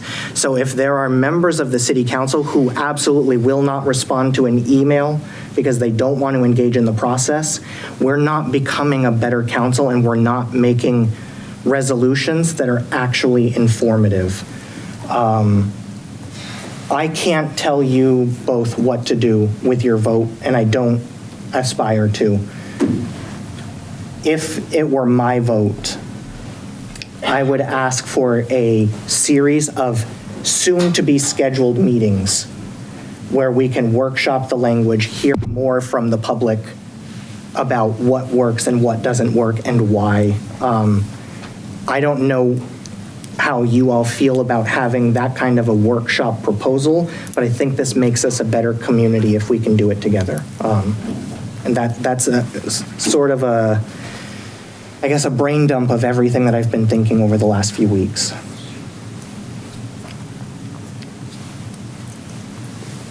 Thank you. We're just going to pause for a second because you've said a lot. And I know. Take a moment to absorb. Thank you. Councilor Zaret. Thank you. First of all, I just want to thank everyone for being here tonight. It's an understatement to say how gravid of a topic this is. For all of us who have watched what has unfolded in Gaza, gravid meaning weighty. We've watched the horrors that have unfolded in Israel and Gaza since October 7th, and frankly, before that. When this first appeared on the agenda, my first reaction was, absolutely, we all want peace. We know what happened on October 7th. We know that people were kidnapped and are still held hostages. There's still 134 people in captivity. We know that there was sexual violence. We know that people were murdered. a peaceful music festival, people just going to enjoy trance music, killed.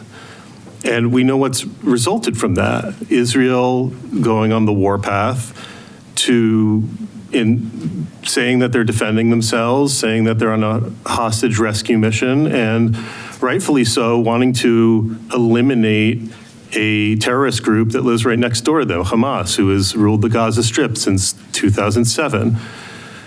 But there's innocent people caught in between, the innocent people of Gaza. Thousands of people have been dying, and they're caught between the hammer of Israel and the anvil of Hamas. And that's not right. We all want an end to war. We all want peace. We all want peace everywhere. So when this hit the agenda, my response was absolutely. I want my colleagues to succeed, and I want the city to succeed. And I think that the language that we're looking at tonight, I think everyone knows, is not the original language that appeared in the packet. Councilor Gomez sent this over to me a week or two ago, so I've had time to review it. It's important to me when my colleagues put something forward that I can do what I can to support them. So that's been my mission. It continues to be my mission. Do I think that, and I agree that the enemy of good is perfect. So I don't necessarily want this language to be perfect, but I'd like it to be the best we can produce. And I have ideas that I'd like to put forward, and I think that people who spoke here tonight brought some reasonable thoughts forward.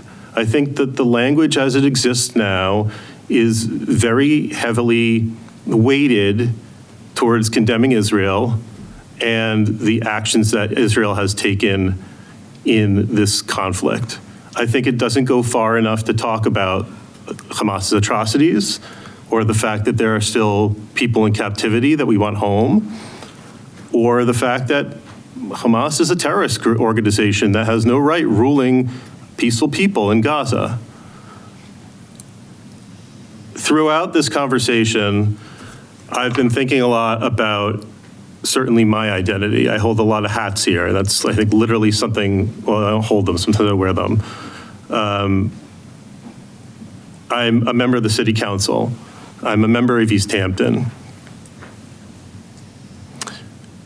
And I actually want to stop here too and say that every time we hold open meetings and comments, everyone's welcome to comment. You don't have to live here in Easthampton. And when we're talking about issues that pertain to our city, if people are curious about them and want to weigh in, I welcome that. I also welcome the fact that when we're talking about a conflict that's thousands of miles away, that's not contained within the borders of Easthampton. Anti-Semitism and Islamophobia doesn't stop at the borders of Easthampton. The conflict between Israel and Hamas has come to the borders of Easthampton. It's come to Northampton. It's come to Amherst. It's come everywhere. And so if there's people who have experience or thoughts around that and want to contribute to our community conversation, I welcome it. That said, I've thought a lot about we talked a little bit about bias tonight, how people hold different views. There's a lot of different lenses that have been applied to this. And certainly there's folks that have gotten up today and said they want to change the language or amend the language. And I think that's reasonable. That's part of these lenses. That's part of making this better. Not perfect, better. I have to acknowledge my own biases. I'm a member of the City Council, so I have to think about how do I deliberate in a way that's fair and just and tries to stay as midline as possible and listens to everybody. But how do I also, as a resident of Easthampton, how does that go into the mix? And how do I, as a Jewish person who has previously sat on the board of a local synagogue and currently is an active member of the Federation, the Jewish Federation of Western Massachusetts, how does that all fit in the mix? It's really difficult. And I have to acknowledge the fact that I'm looking through a certain lens at this. It's almost impossible, as much as I want to try to say that I'm not, that there's things that I just can't strip away of myself. And I think that's fair for all of us to say. We all bring different things to the table, which is why I think it's important to make sure that all of those things are served at the table when we talk about the language here. There's an optical illusion that popped up on my social media feed. I'm occasionally on social media. And it's two people looking at the same thing from a different side. And to one person, it looks like it's 4 rectangles, and to the other person, it looks like it's 3 rectangles. And it's the same thing. They're arguing over whether it's 3 or 4 rectangles. In this case, I think we're arguing over how do we want peace, right? We all want peace. I don't think there's a single person in this room who does not want the war in Gaza to end tomorrow and for everyone to go home, for the Palestinians to be free, to have self-governance and not be oppressed under a terrorist organization. Similarly, we want the people of Israel to continue to have self-determination, what some people call Zionism, and to live peacefully without rocket fire, without terrorist attacks, and to live in collaboration with their neighbors. So I'd like the language to reflect that as much as possible, to have both what the horrors that the Palestinians are experiencing right now with the same horrors that the Israelis are experiencing, and how there is a mutual pathway to peace. I also think 2 more things. There's a lot of other horrible things that are going on in the world right now, and have been going on in the world far before October 7th. We have hundreds of thousands, not millions of people dying in Syria. There's a horrible war going on over there. There is famine in Sudan with millions of people starving.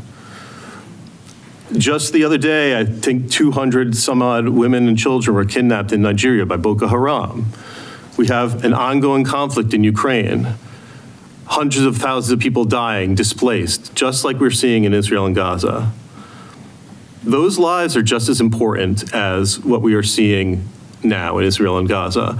And it's not to displace or minimize or ignore what's happening in the Middle East, but while all these other horrible things are going on as well, I feel it's very important that the council take an opportunity to level set and make sure that, well, if we're going to resolve about one horror, that we make sure that we at least enumerate all the other things that are going on in the same breath.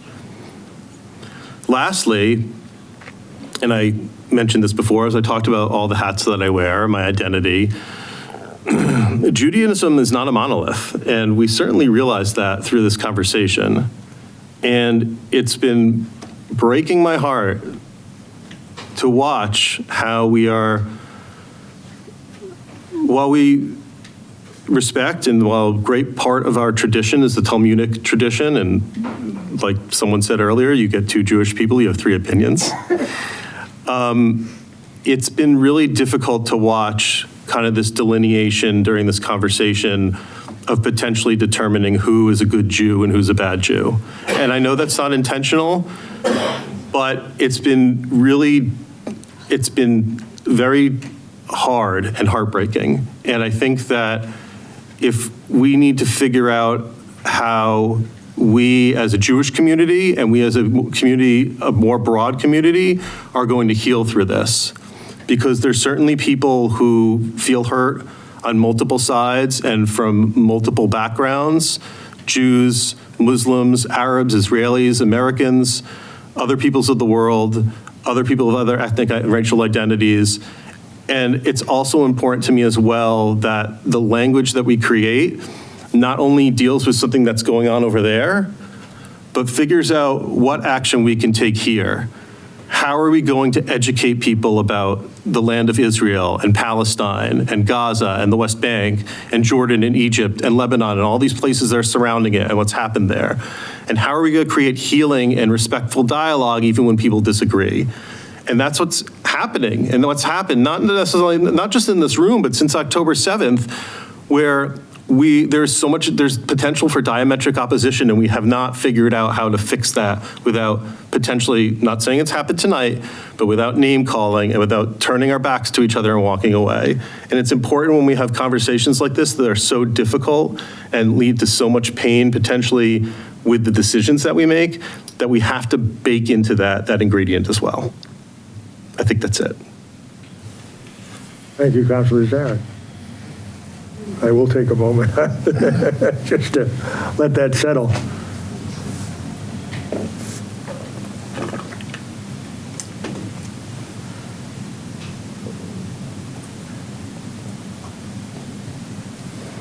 You all raise excellent points. I want what comes out of this council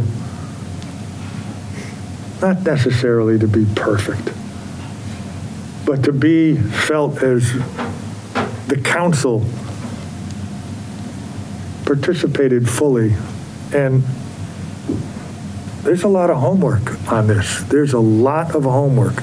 It isn't just reading this resolution or that resolution. It's about learning a lot. It's about trying to figure out the things that our experts haven't been able to solve. And to keep all of that, what's going on the other side of the world, and its impact on our own communities, in sync. Being respectful that, yes, people are dying. But then, as Councilor Zaret had mentioned, Myanmar, I don't think he mentioned Myanmar, but Sudan, Somalia, Syria, Yemen, Nigeria, the Ukraine.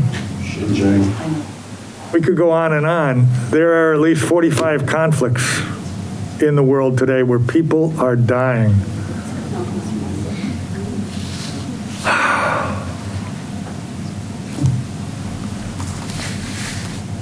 If I thought a simple resolution would solve all of those problems tonight, I would move along much quicker and be willing to do anything. But I recognize that this is a process and it will have its impact. I believe its true impact will come by advocating on the federal level and that everyone here and elsewhere can participate in that action, both with our own representatives and senators and those around the country who happen to be, we think, on the opposite side of an issue or not willing to listen or not having heard correctly. I don't mean to throw it in their lap, but that's really where the rubber hits the road. I mean, it really does. And that is the separation of powers. Here, we're asked to take a pulse of the community, a sense of the community, an understanding of all various factions and aspects and positions, kind of summarize it, and make a statement that this council can stamp and say, yeah, this is a true sense of what I think our community is, a true sense of how we all pretty much come together on a subject. I'll mention just a few things that have been running through my mind. A just peace in the Middle East, a safe and secure Israel, an independent Palestinian state, the condemnation of October 7th attacks, release of all hostages, the next one is probably the most critical that we can do something about, and that is an immediate and substantial humanitarian aid to Gaza. Listen, if somebody said, let's just vote on, and we all agree that we agree that there needs to be an immediate and substantial humanitarian aid, I'd say, and just that was the only thing we voted on, let's do it. We'll figure out the rest a little later. But all of those issues kind of play into my mind as we think through this process. How do we deal with those who we leave out? All the places where there are conflicts and wars.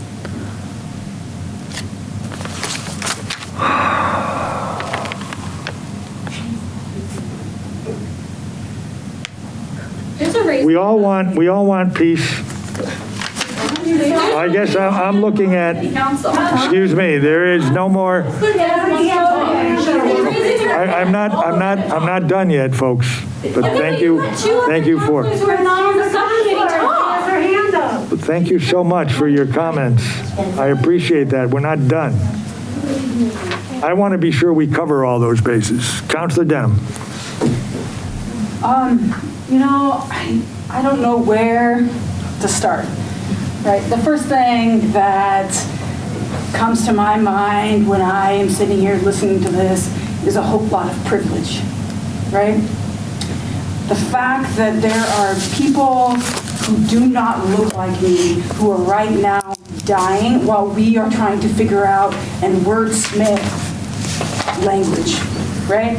I was presented with a option here of, hey, here's some language. This is the word Palestine, Palestinians isn't even mentioned in this document.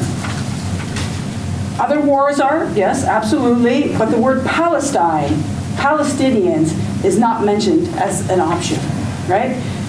Or reference or anything like that. The word Middle East, okay, but there's no reference to the experience of what Palestinians are dealing with and experiencing and going through. So I am, on a deeply personal level, I am struggling with that. I take offense, and I'm using very strong language here because I sat very quietly while a counselor questioned the intelligence of the people sitting in this room. I take offense to that. I sat every week and listened to the struggle of the people in this community who worked on the language of this.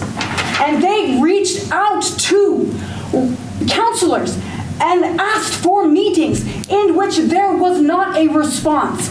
This has been available for over a month, and now we are going to sit here and say, I really need to educate myself about this. I'm sorry, I take offense to that. The fact that we are going to sit here right now and say that we need to come together with a diverse group of voices. You could not have a more diverse group in that living room. The people who were there from people who were Zionists, I say that respectfully, you're welcome, to people who have on the opposite side of that, perceived opposite side of that. Let me rephrase that, because I have heard, as the word Zionist has been used, I can't tell you the disrespect that I read in the words JVP. That was offensive. But that apparently was acceptable because they're a fringe group, which I completely disagree with. Those are people who are loving. Those are people who are peaceful. Those are people who want to see no more dying of children, of parents, fathers, mothers that were referenced. I'm sorry, the fact that wars take place in other places, you're absolutely right. But here's a statistic. There are more children, Palestinian children, who have died since October 7th than all the other wars in the world in the last 4 years. That's how many people are dying. That is how important this is. And the fact that we are going to sit here and say, I need time to think about this, when you could not have a more diverse group of people talking about this, I think it's finally a slap in the face to our residents who committed themselves to this. And it wasn't just anybody. It was people committed to people who do not look like them. It was people who do not worship in the same way. And the fact that we're going to now sit here and say, well, I need to educate myself about this. People are dying. And there is no amount of words that are going to be perfect for anybody. But here is a group of people, almost 200 people, who have come together to commit themselves to this particular issue because they recognize that young children and parents and families are dying, being separated, etc. And I think the courtesy of what the two of you could do, in fact, is to say, you know what? We are going to send this to council. We are not going to take a vote on this. We are going to send it to the full council without recommendation to allow people there to discuss this. Because this is absolutely not an option. This is something that was written for people, by the people, in support of policy that you do not get like that. Please. I'm listening to the counselor. No clapping. We asked for that earlier. We've been doing well. Thank you. Please continue, Counselor. There's no reason why this cannot go to the full council at this point, because it is not perfect. We have said that, but everything is in here. It condemns Hamas. It talks about the things that people in this community wanted, which was how this relates specifically to Easthampton. That is in there. Language was taken out about the occupation, which we heard was an issue. We took that out, and our congressional leaders have endorsed this, but this gives them more weight to come back and say, Easthampton is also for this, as well as Northampton, as well as Amherst.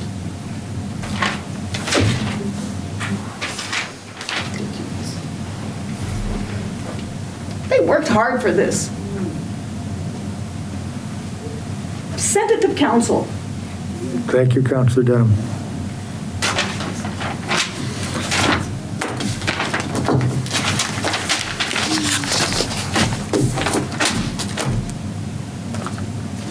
You don't have time. Why not we? Those children don't have time.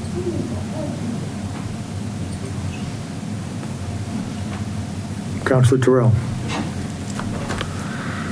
I'm just going to echo what I said earlier. I'm not comfortable without our full committee here to discuss this. Like I said, things I have heard have changed my perspective a bit this evening, and I would like to give Councilor Gomez the opportunity to watch the video and hear what everybody had to say tonight to see if that might it might change his mind, it might change his perspective, it might not. But I would like to give him that opportunity to do so, and I don't feel as though I can speak for him. So I would like to give him that opportunity. And it's unfortunate he was unable to be here tonight for unknown reasons, but I would like to give him that opportunity. I appreciate that.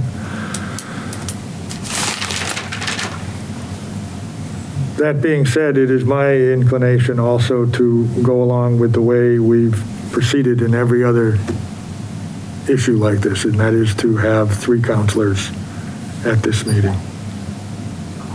I would like to be able to be sure that we continue this rapidly and that we're able to get to resolution on one way or the other, either to say there's a split vote, there's a division, the community is not all one. Or the community can be one around a certain set of words. Why did y'all convene? You can't make a decision. I don't understand. Why did we Please, Yeah. So based on that, I will recommend that we discuss having another meeting as soon as possible. Why can't you just send it to the council? You can do it. I'm not, I agree with Counselor Terrell. It'll pass. It just means send it to the council. I fully understand. I would like to be sure that everyone's input can be relayed, and I think we have had significant input from the public. I think we've heard. Why can't you just pass it without? Excuse me. Miriam, I'd be happy to chat with anyone else later.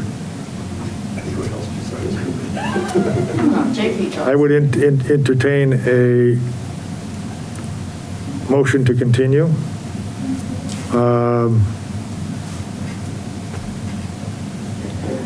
I would like to so I would entertain that motion. So moved. Second, I'm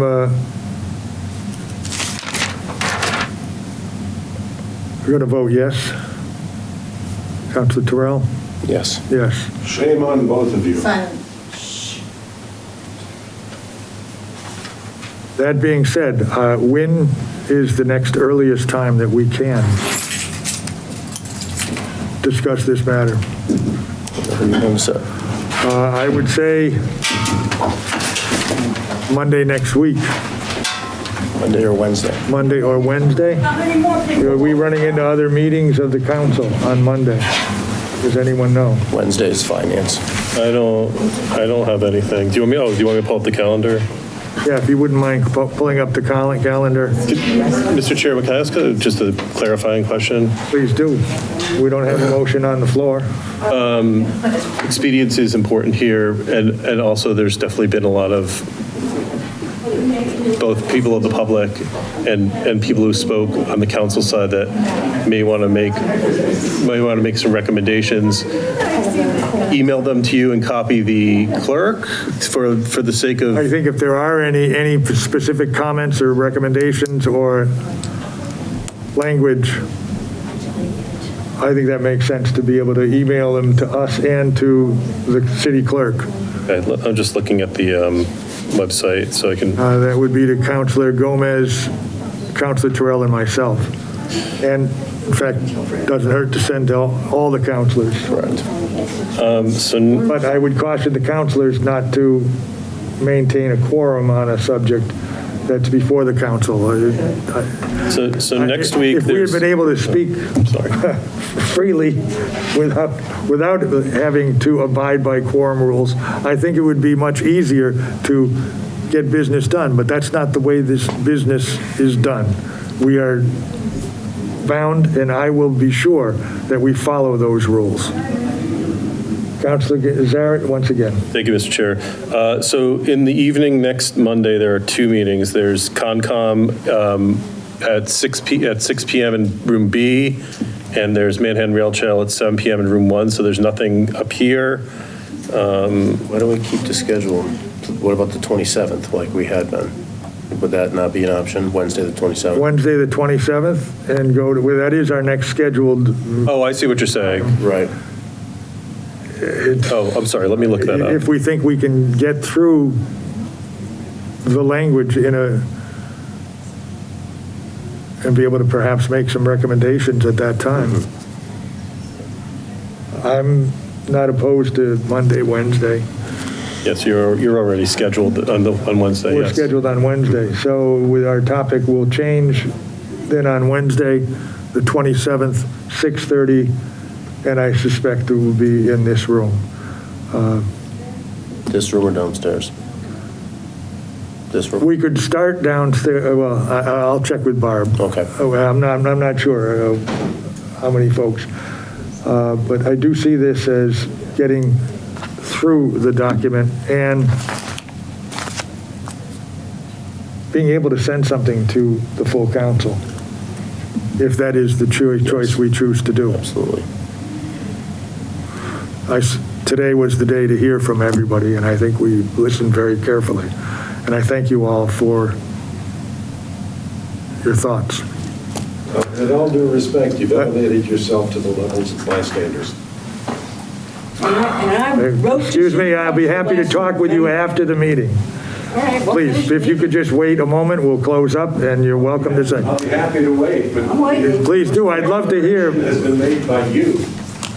Councilor Terrell, motion to adjourn, I'll second the motion. People die. All those in favor? Aye.